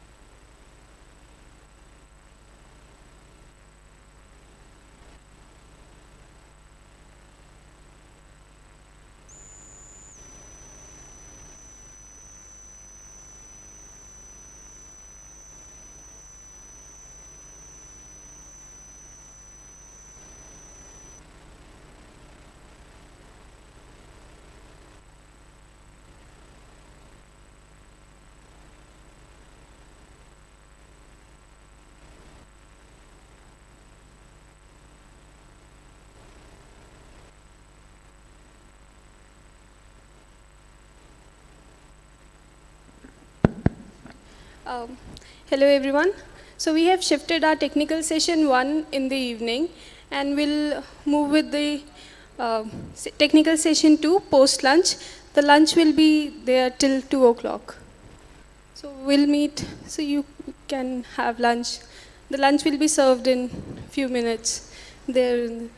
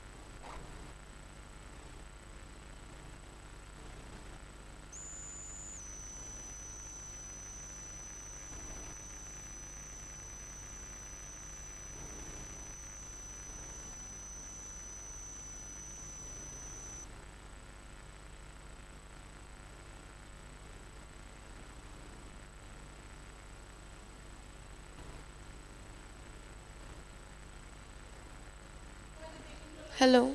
Yes. A very good afternoon, everyone. I hope you all had a yummalicious lunch and had the chance to interact.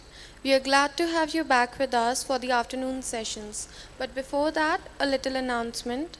The Vice Chancellor brainstorming session is going parallelly in the governing body hall.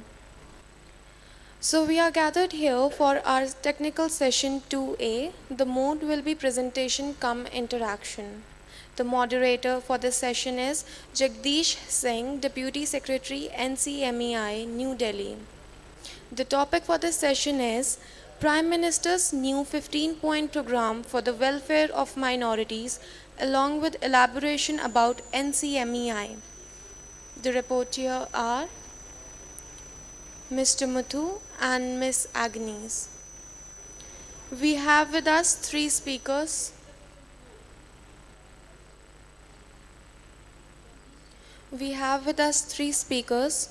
Dr. Aarti Srivastav, Dr. Debajit Palit, and Dr. Sarika Sharma. I would like to welcome them on stage.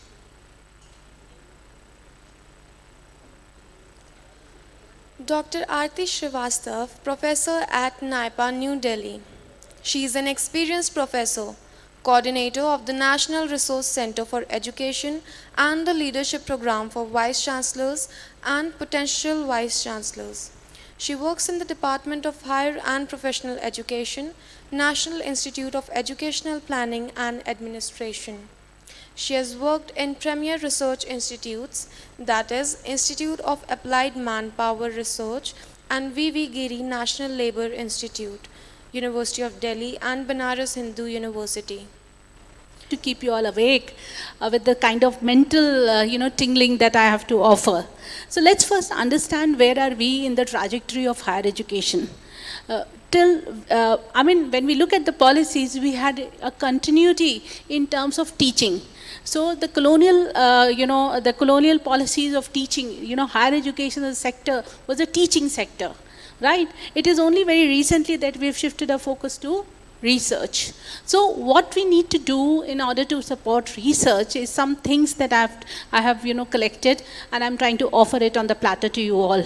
So we need a lot of support for research because the southern transition we have really not understood, and I'm talking about the massification that's happened and the research support that we all need.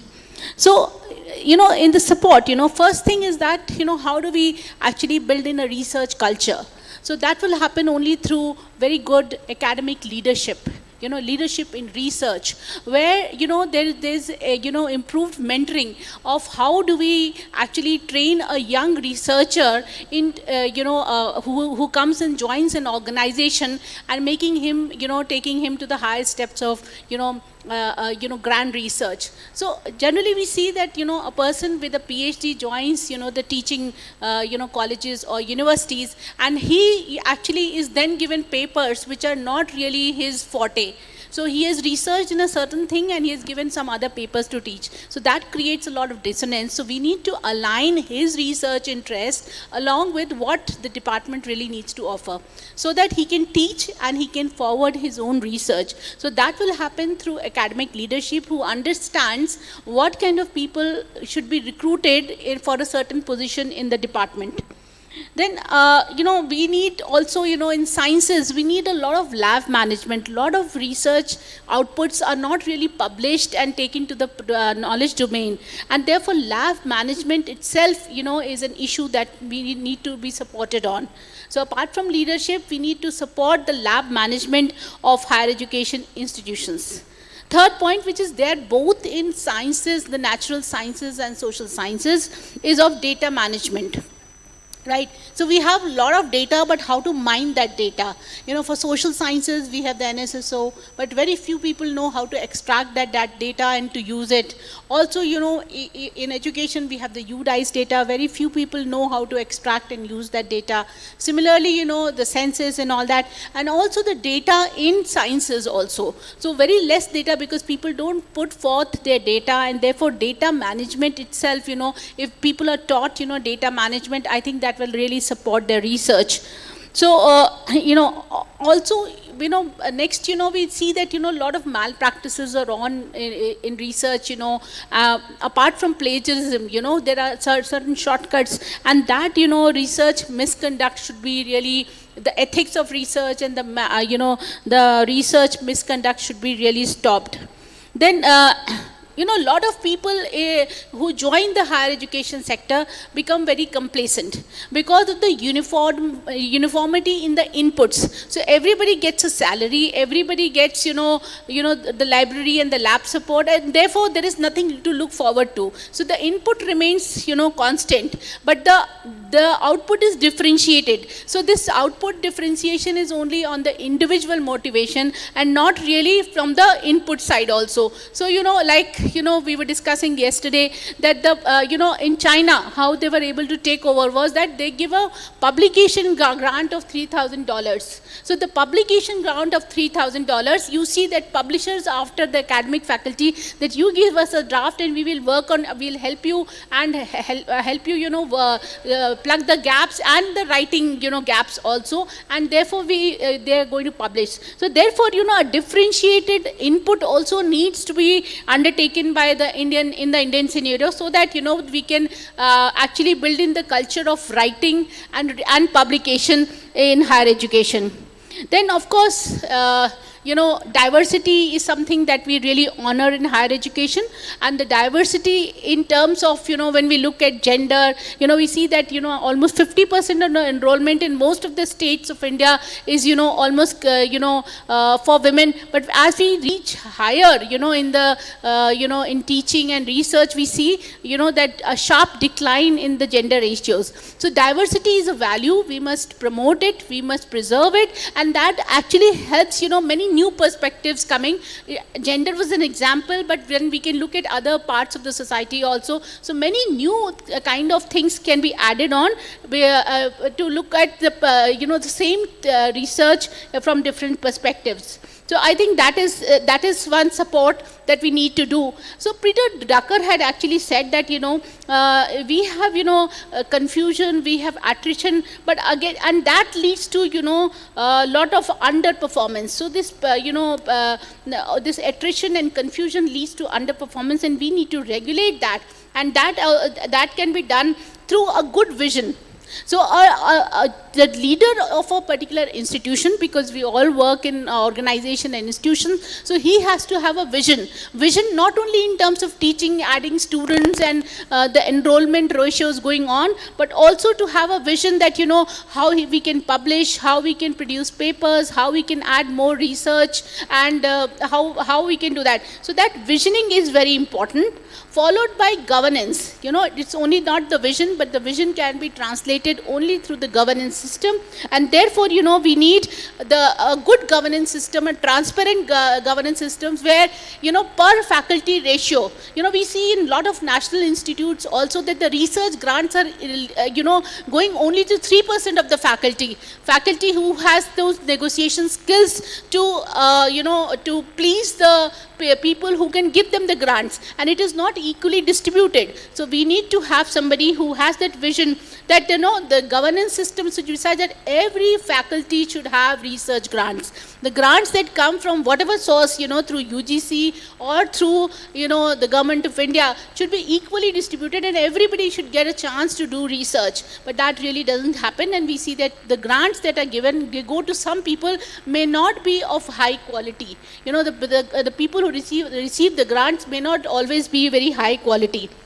Also then, once he has a vision and he has put the governance in place, he has to marshal for funds, that most of the presidents abroad, actually their main task is to actually get the grants. The CEO, the presidents, in Harvard or Chicago or whatever, their major task is to get the grants. So they marshal all these grants, and then they use it for their research, because the research is very cost intensive, and therefore I think marshalling of grants, that how you can manage a good research and a good and a robust research system, because you have to make an ecosystem for the institution to work. I think that is very important. So to make a robust ecosystem, you have to look in all these things and look at all the enabling factors that go in there.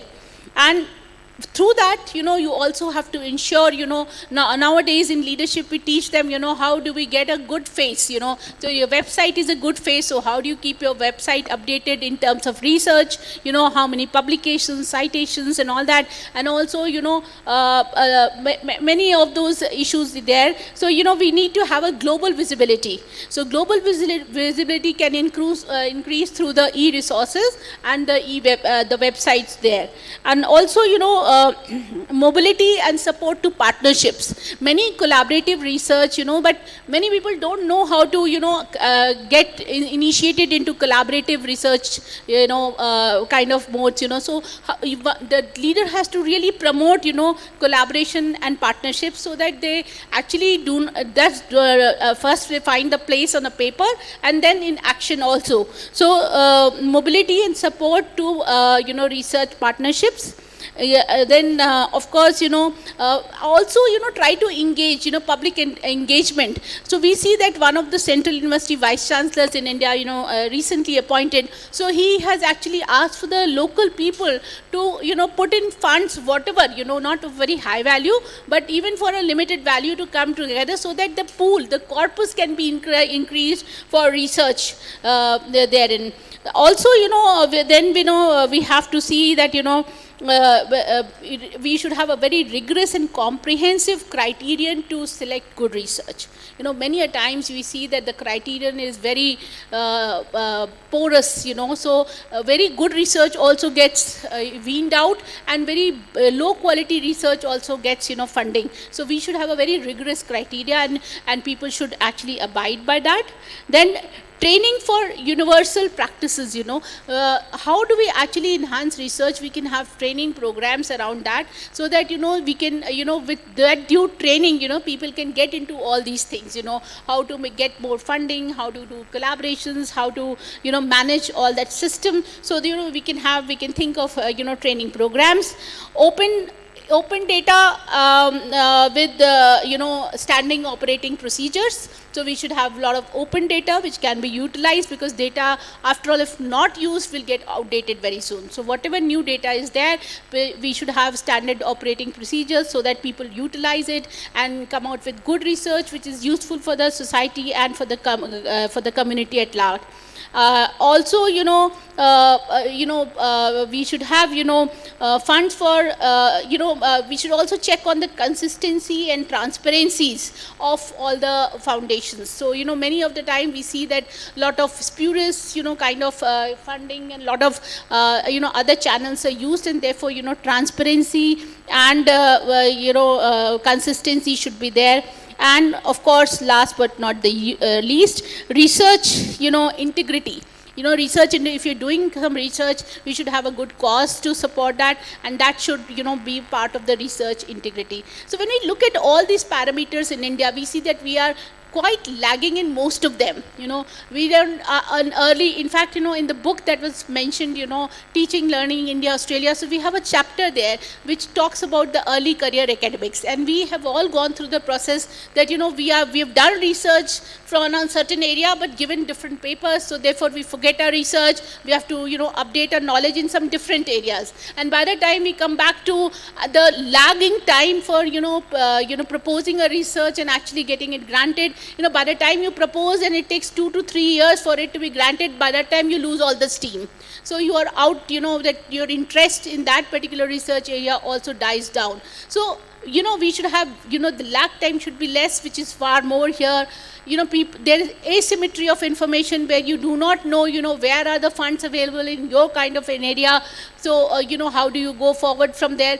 Only some of the elite institutions, they do get to know, and therefore, large, because talent is very uniformly distributed all across the country in the Gaussian way, and therefore, many of the potential good researchers get, marginalized in this whole process of, fund granting and all that. So, in India, we need to see that, all these support that I have talked about are available to each each and every faculty. We have, more than 1,000 universities, more than 45,000 colleges in India. So this kind of support should reach to everyone. Teaching, getting an academic job should not only mean that you are there only for teaching, but teaching supported by research, which is the Humboldtian idea, that should get support so that, we can push the frontiers of knowledge, which is the aim of higher education. So with that, I conclude, and I'll be okay with some questions later on. Thank you so much, ma'am, for this deep insight. Now I would like to invite our moderator, Jagdish Singh, Deputy Secretary, NCMEI, New Delhi, for the presentation. Thank you. Thank you, Aarti ma'am, for completing before time, because we all are running short of time. First of all, I'm privileged to be the part of this august gathering of the academia and intelligentsia from all over the country. So my purpose here of presentation is very limited, and this is related with the Prime Minister's new 15-point program. First of all, this 15-point program is meant for the development of the minorities across the country. So this program was well conceived in the year 1987, and the exercise of identification of minorities was started well in 1977. Based upon census data 1971, 41 districts were identified, and targeted schemes or programs were launched by Government of India for the upliftment of the minorities, and that was called 15-point program for development of minorities. But a such committee under chairmanship of Chief Justice of the High Court, the then, was set up by the UPA government in 2005, and that government submitted its report in 2006. But before submission of the report, the idea of revamping of the scheme, that is 15-point program of Prime Minister, was started, and ultimately the PM's 15-point program became PM's new 15-point programs, that is PM 15 NPP. So the objectives of the program, that program had four specific objectives. One of them was enhancing educational opportunities for the minorities. Another one was ensuring equitable share of minorities in economic activities and employment through existing and new schemes, enhanced credit support for employment and recruitment to state and central government jobs, improving the conditions of, the third one was improving conditions of living of minorities by ensuring appropriate share of them in infrastructure development schemes. And fourth one was prevention and control of communal disharmony and violence. Those four objectives were having specific points to be taken up under different ongoing schemes of Government of India. So the first one was enhancing education opportunities. Under this, there were 6 points, and those 6 points were availability of equitable ICDS services. So that was ICDS services since 1975 taken up by Ministry of WCD. Improving access to school education. So there were various interventions in school education in order to increase the access for the minorities. Greater resources for teaching of Urdu. So ultimately there is a scheme in which promotion of Urdu is ensured, and appointment of Urdu language teachers are also provided in the minority concentrated districts. Scholarships for meritorious students from minority communities. And another one, sixth and last one was is the improving educational infrastructure through Maulana Azad Foundation. And one more is the modernization of madrasa education. So for modernization of madrasa education, there was a scheme SPQEM, a scheme for promotion of quality education in madrasas, and another one was IDMI, Infrastructural Development for Minority Institutions. Both of these schemes were merged in 2014-15, and ultimately the scheme becomes the SPEM, the scheme for promotion of education in madrasas. So now, initially the scheme was with Ministry of School Education, Department of School Education and Literacy, Ministry of Education, but now the scheme is under transferred to Ministry of Minority Affairs. Second objective was equitable share in economic activities. Under this, there were 4 points. The self-employment and wage employment for the poor. Under this, various activities are there, including one national fund for the development of minorities, providing funds for the self-help groups from the minorities, and various other schemes. Next was the upgradation of skills through technical training.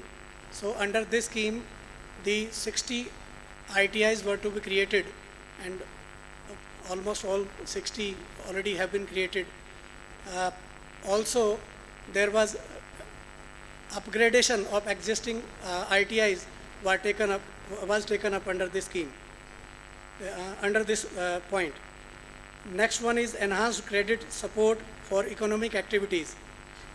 And the fourth point was recruitment to state and central services. Although I would like to clarify here, there is no reservation for minorities in appointment. However, there has been a circular by DOPT way back in 2007. It was stating clearly that there must be in each and every appointment panel a member from minority communities to be included. The same circular has been there, drawn from, have been circulated by the Ministry of Railways also. So the panels of selection are having mandatorily as one of the members to be from amongst the minority communities. The third objective was improving conditions of living of minorities. So under this, there were 2 points, equitable share in rural housing scheme, and another one, improvement in conditions of slum inhabited by minority communities. So now there were 2 schemes. Currently there is NRLM, National Rural Livelihood Mission, and another one is National Urban Livelihood Mission. Under these missions, various activities are taken for taking care of these points. Then fourth objective was prevention and control of communal rights. So under this, there were 3 points: prevention of communal incidents before happening. It was to be tried by all the state governments as well as by the central government to somehow prevent the communal incidents. Also, prosecution of the communal offences was next point, and the 15th point, last point, was rehabilitation of victims of communal riots. These all are taken by the disaster management and other teams and going on. Now, salient features for this particular 15-point program, new 15-point program: location of development project schemes in minority concentration areas.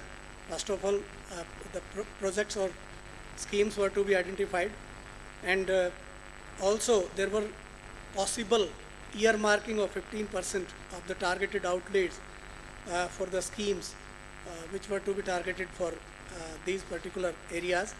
Maintenance of communal peace and harmony through appropriate measures, and ensuring a reasonable representation of minorities in government and including public sector, railways and police forces. So there is a criteria which was to be adopted for selection of the minority concentrated areas, whether districts or towns or blocks. So for that, there was a term substantial minority population was used, and it applied that a particular area with at least 25% of the total population unit which belongs to notified communities could be taken up under this program. Then there are 6 districts where those are already dominated by one or other community. Say for example, Punjab is dominated by Sikh community. So in Punjab, the criteria of 25% is not applied. Apart from Sikh community, the other 5 notified communities, if are having population of 15%, then those districts, towns or blocks could be taken up for the schemes. So similarly, the other states are Jammu and Kashmir, Punjab, Mizoram, Meghalaya, Nagaland and Lakshadweep. There were 2 criteria further apart from population taken for the selection of the districts. It's a matrix based on which those units were identified. Regional specific socio-economic indicators. This included 4 items: illiteracy rate, female literacy rate, work participation rate, and female work participation rate. And second criteria was the basic amenities.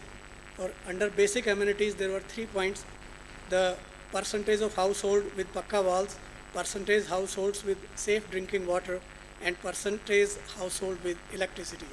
So the matrix was created, and based on that, the targeted units were selected, and at present there are 866 such units, including 90 minority concentration districts, 710 minority concentration blocks, and 66 minority concentration towns.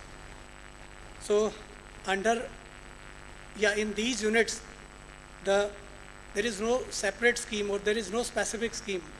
Rather, already existing schemes are taken up as multi-sectoral development plans, and earmarking of funds are to be done from the already allotted resources under those schemes or programs. Now implementation is done by central ministries, departments, as well as by the state governments and union territories. Each ministry or department concerned has nodal officer who is looking after, who is not less than the rank of Joint Secretary of Government of India, and who is actually looking after that particular scheme, which is taken under the Prime Minister's 15-point program. Ministry of Minority Affairs is the nodal ministry for the program. Departmental review for the progress of implementation is done by MoMA. MoMA also takes a stock of quarterly reports that is also submitted to the Committee of Secretaries. The Committee of Secretaries take a stock of the situation and report to the Cabinet every 6 months. Review committee headed by Secretary MoMA, Ministry of Minority Affairs. Down the line, there are state level committee which is headed by Chief Secretary of the state.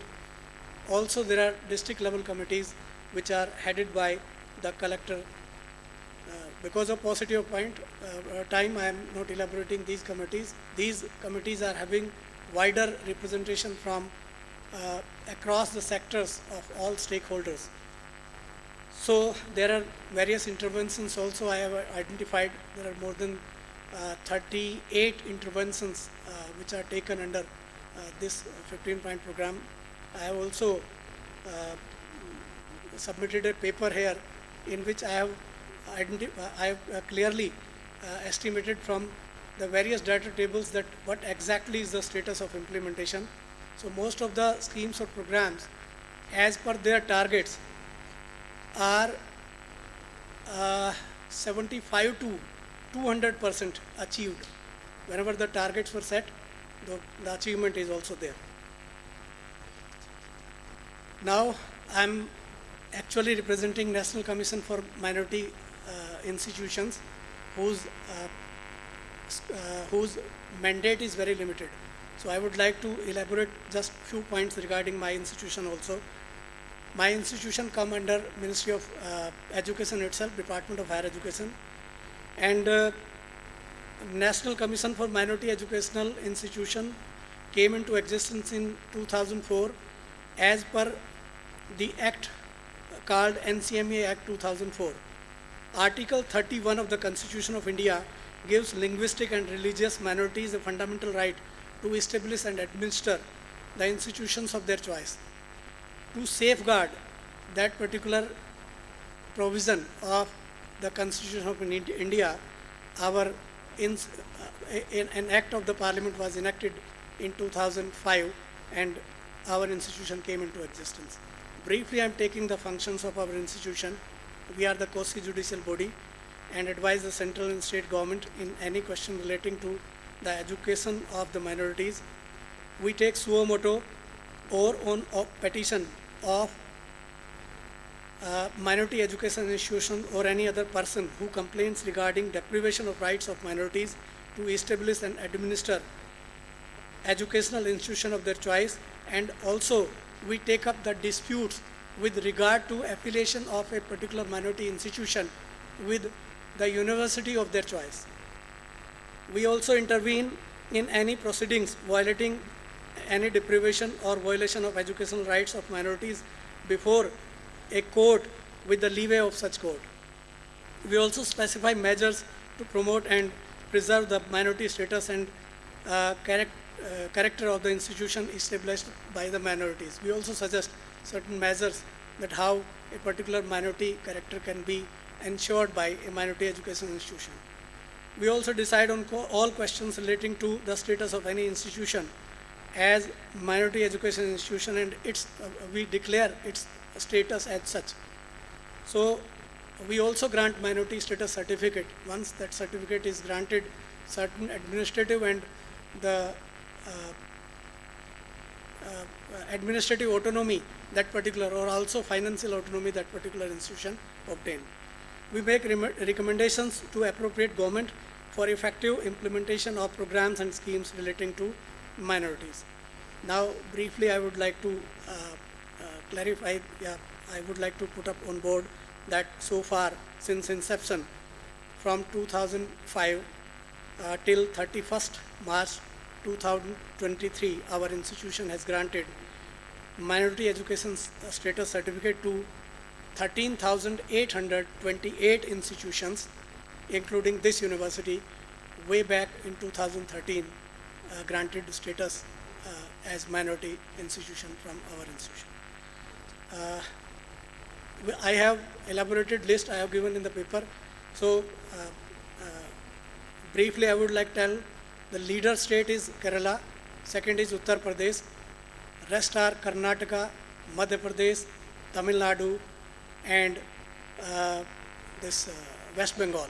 So maximum 80% of the minority status certificates have been issued or granted to these states. Also, I would like to add on here that we have granted minority status to 16 universities and total higher education institution 1,696, including these 16 universities, almost 12,000 school education institutions, and 109 ITIs and polytechnics are also granted minority status certificate from our institution, our commission. Thank you very much for listening me patiently. Thank you.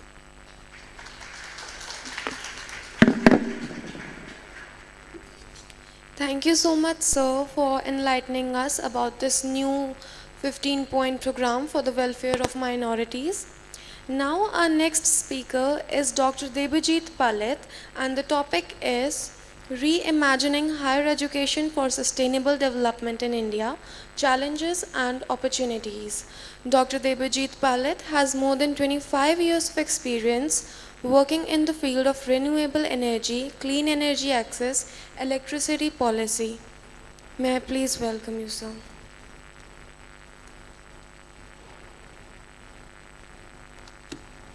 Thank you.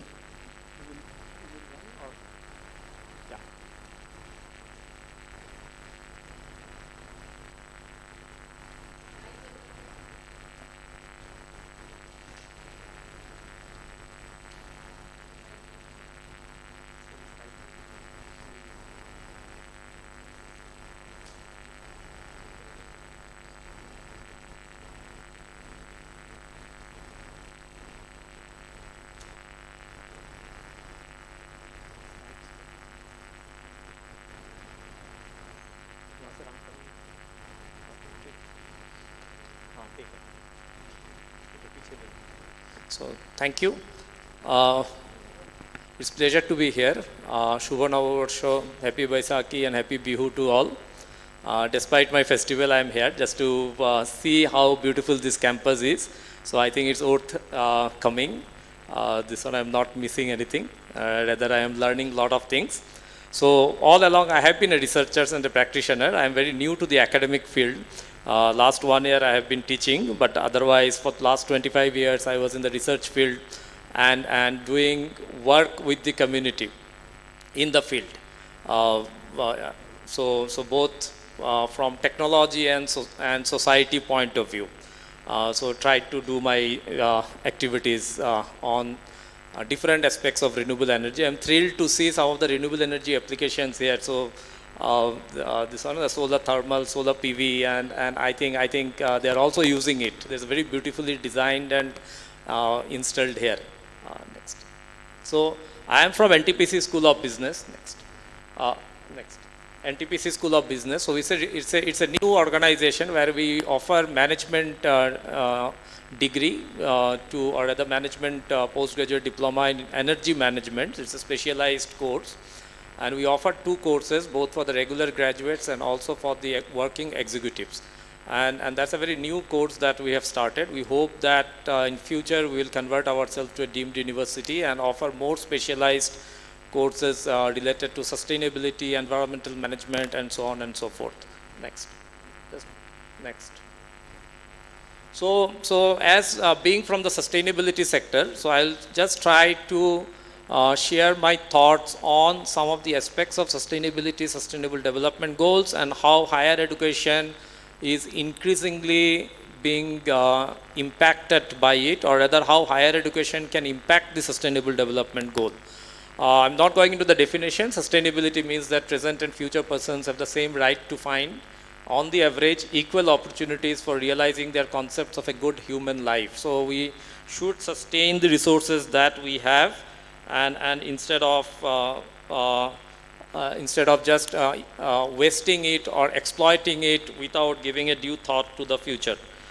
This one. So in the year 1987, there's a commission called Brundtland Commission. So they describe the concept of sustainable development, a development that meets the needs of the present without compromising the needs of the future. And they gave 3 different pillars of it. We have to achieve economic growth, but at the same time we have to protect our environment, and most importantly we also have to see that the society is accepting the growth and environmental protection. So it's a society is inbuilt with the development, unlike in the Western concept where consumerism has taken a precedent, and because of this all these definitions are coming.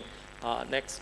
So in India, otherwise, we have been following this path. So when we talk about the world is one family, the family doesn't mean only humans. This one, the family encompasses everything in the earth. This one, and so I remember my grandmother explaining whether you keep some food, this one, after you eat food, you could keep some food on the thali, so that this can be given to the pets and the birds and other things. This one. So I think in our concept we have the sustainability inbuilt, but at different point of time, different philosophers and different thinkers have provided it. One example that I would like to take is that similar to the concept of pranayam, Pandit Deendayal Upadhyay gave a concept of arthayam, which means that you should use your resources not for your comfort, but not for your luxury.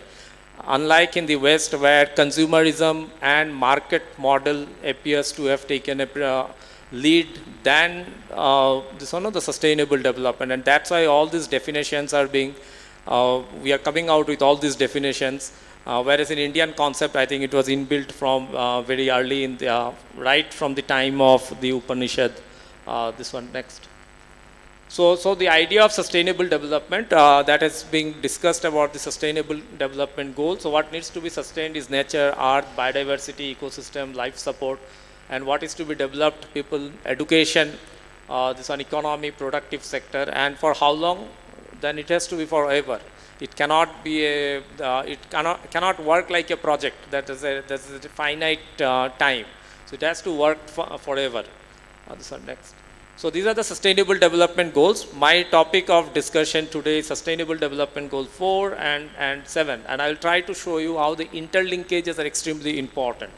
And a lot of talk is being, in many forums we are discussing about the education for sustainable development, which is pivotal to the human resources development efforts across the globe. Next. This one. And these are the SDG 4 on quality education. Of course, the SDG 4 is considered to be the golden thread that runs through all the 17 SDGs, because unless you educate somebody, give the clear concept about the SDG 4, definitely we are not going to achieve the other SDGs, because and that's why it is extremely important. Or rather, it might be impossible to achieve the SDGs without the contribution of higher education. Through research, teaching, and more importantly, community engagement. This is something where most of our universities are missing. So higher education institutions have a role in implementing the SDGs, even though higher education and tertiary education only appear twice in the UN Global Indicator framework. The framework provides the higher education institutions with the necessary skills needed to implement the SDGs, whether it is in terms of strategic vision, design thinking, social responsibility, problem solving skills, interdisciplinary collaboration. Now, how do we define interdisciplinary collaboration? In the morning, Professor Bhattacharya mentioned about it. I'll just give an example. To ensure environmental sustainability of our future constructions or building, it is said that 70% of the building has not yet been constructed that are going to come up in the next 10 years. This one. A future civil engineer should learn about the SDGs. Otherwise, the same concept will go on. The buildings will not be eco-friendly and you will end up consuming more energy than what you should consume, given the fact that energy efficiency, energy sustainability, these are some of the things that are extremely important now. Though the national education policy has been formulated in line with the 2030 agenda for sustainable development, to bring to the forefront access, equity, affordability, and accountability in education. But we'll see what exactly is this case. Next. Now, I take an example of Sustainable Development Goal 7 because I come from this sector and we have to afford universal access to affordable, reliable, and modern energy services to all population across the world. The good thing is that in India, we have achieved this energy access goal for 7 with almost 500 million electricity collection in a decade's time, which is about 70% of the achievement of the world target. So out of about roughly around 700 million connections in the last 10 to 12 years, India has contributed 500 million out of that. Now, if you see the interconnections between SDG 4 and SDG 7, SDG 7 on energy access to all is considered as a golden thread because without energy you cannot achieve many of the sustainable development goals, including primary, tertiary, and higher education. This one. So these are two very closely interconnected SDG goals, and unless we understand the nuances of this interconnection, probably we won't be able to achieve the SDGs by 2030. So it is not that if I am working in the SDG 7, then I should also understand the nuances of SDG 4, SDG 5 on gender empowerment, SDG 1 on eradicating global poverty and all these things. So I will develop the schemes related to energy to impact global eradication of poverty, to impact gender equity, to impact and empowerment, to impact education, to impact the water sector, and so on and so forth. Next. So these are just a small example about, you can see the for effect of SDG 7. So goal number 1 and 2, a small solar lamp can also create a lot of difference in the form of providing clean lighting solutions to those remote places in India and Africa where there is no light. I was responsible for a program called Lighting a Billion Lives in my previous role as the director in TERI. And we could impact more than 5 million lives in India and some of the African countries, whereby when we went to the village in a tribal area in Odisha or in Chhattisgarh or in Assam or Jharkhand and other places, the kid there or the house there has seen this solar lantern, a white light for the first time in their life. This one, and they were so thrilled. I remember in one of the village in Kenya, the village headman was so thrilled. He said that today I am feeling that I am a Kenyan citizen because I can see my president right in front of me in the television. All these days I was not knowing who is the president. This one because I never saw him, I could never see him because I cannot come from that village to the capital city and see him. This one, so that's the type of impact a small solar lamp can do, and when we have proper electricity services, you can imagine the type of impact it is going to create, or the proper water supply using energy in the rural villages is the type of impact it can create. I remember in Rajasthan villages, there is a saying that the pot size, when you carry water in your head, this one also, when a child starts at 12, so the pot size goes on increasing till she becomes adult and maybe after married, and then as her age increases, again the pot size starts decreasing. So at 70 years old, and a 12-year-old girl will carry the same size of pot, and in between it increases. Now you imagine if somebody is getting electricity, and based on that electricity you can have a provision for water supply in your home, what impact it is going to make to that lady. With this one also, that's the type of interlinkages we are talking about, and these interlinkages are extremely important to understand in the education sector, because most of the time in India there is a saying that while the industry will say that the person is from the education sector, उनको कोई practice नहीं है, वो तो किताबी बातें जानते हैं. This one, and the education sector will say that is from the industry, उनकी robustness नहीं है काम में. The academic robustness is missing. So I come from both the sector actually. I have been in the practice and research, and now I am joined the education sector to understand that linkages and to make some impact. This one next. So if you see integrating SDGs into higher education globally, this one. Now some research has been done by some researchers, and the global, this one, it's a very recent paper in 2023. And it is said that most of the higher income countries, they have tried to understand these linkages and are incorporating these linkages into their curriculum, or at least not theoretically but also in a practical way, whereas the low and middle income countries are still missing with this type of linkages. So the curriculum is not talking about, or if they are talking about, it is not being implemented in a way it should be implemented. This one. So it would be interesting to explore the shifts towards teaching and learning that include multidisciplinary, hands-on, real-life challenges and community engagement approaches. It's not that somebody who is an expert on a thing should leave his or her expertise to become expert on 10 different things, but what is equally important is that you might be an expert on a particular subject, but at the same time you have to understand how the other subjects are going to impacting your subjects, and how we can create the synergy and bring out a better outcome. So that's extremely important. Next. Now there are certain, these Times Higher Education, well, everybody may not accept it because everybody doesn't like Times Higher Education Impact Study, but since last 4 years, 2019, they have also started to come out with ranking on impact of SDGs, how the universities are actually impacting the SDGs.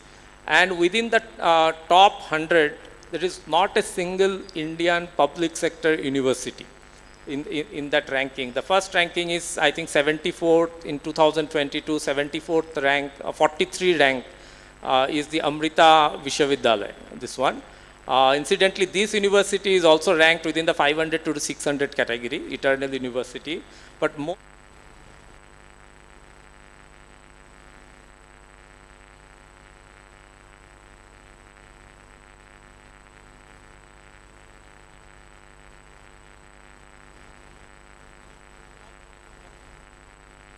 Yeah, which is ranked is the Calcutta University.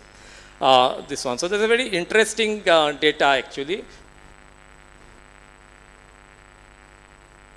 In the national education policy, the AIU, the Association of Indian Universities, also organized a meeting, I think in 2021-22, on the theme SDG for higher educational institutions, and they are encouraged to decide on SDGs where they can make an impact. So thankfully, those have starting late, but at least the AIU has taken cognizance of the fact, and I feel the AIU and NITI Aayog may also develop some impact ranking similar to NITI Aayog's state ranking of SDG. So maybe the universities in India can also be ranked on similar lines so that they can go on the top. Next.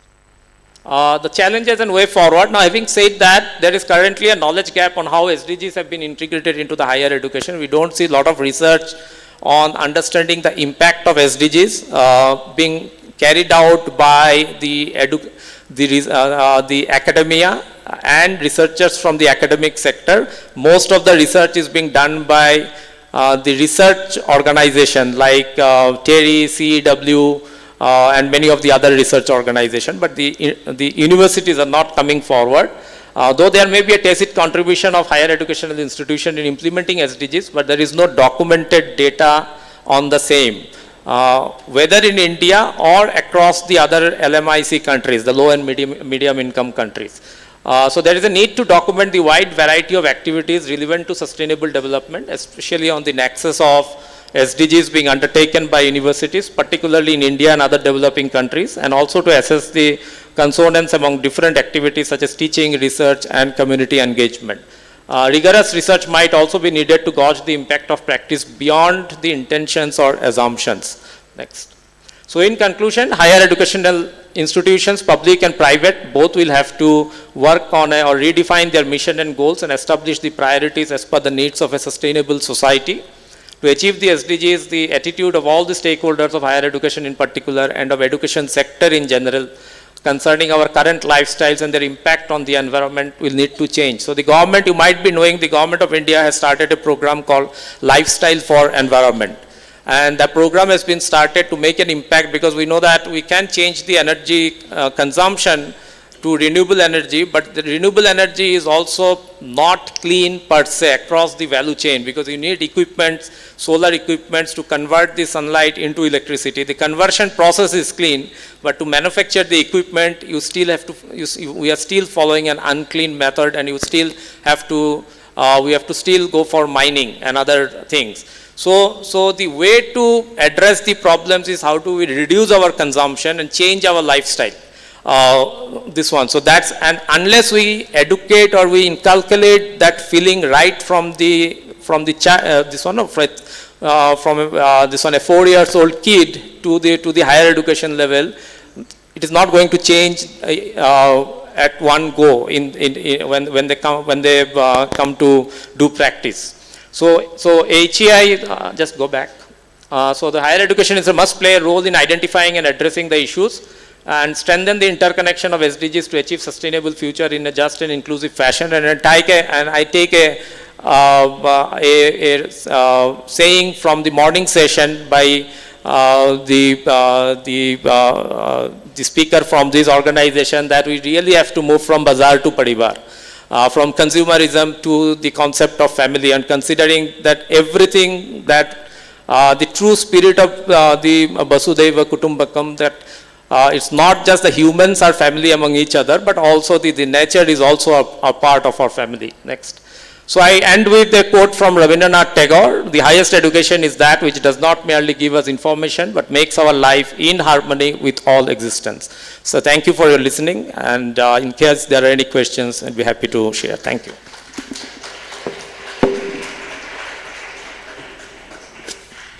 Thank you so much, sir. Now, I would like to invite our next speaker, Dr. Sarika Sharma, and the topic is Critical Understanding of Quality Initiatives of our Accreditation Bodies. She has specialization in inclusive education, educational administration, management, supervision, and finance. I welcome you, ma'am.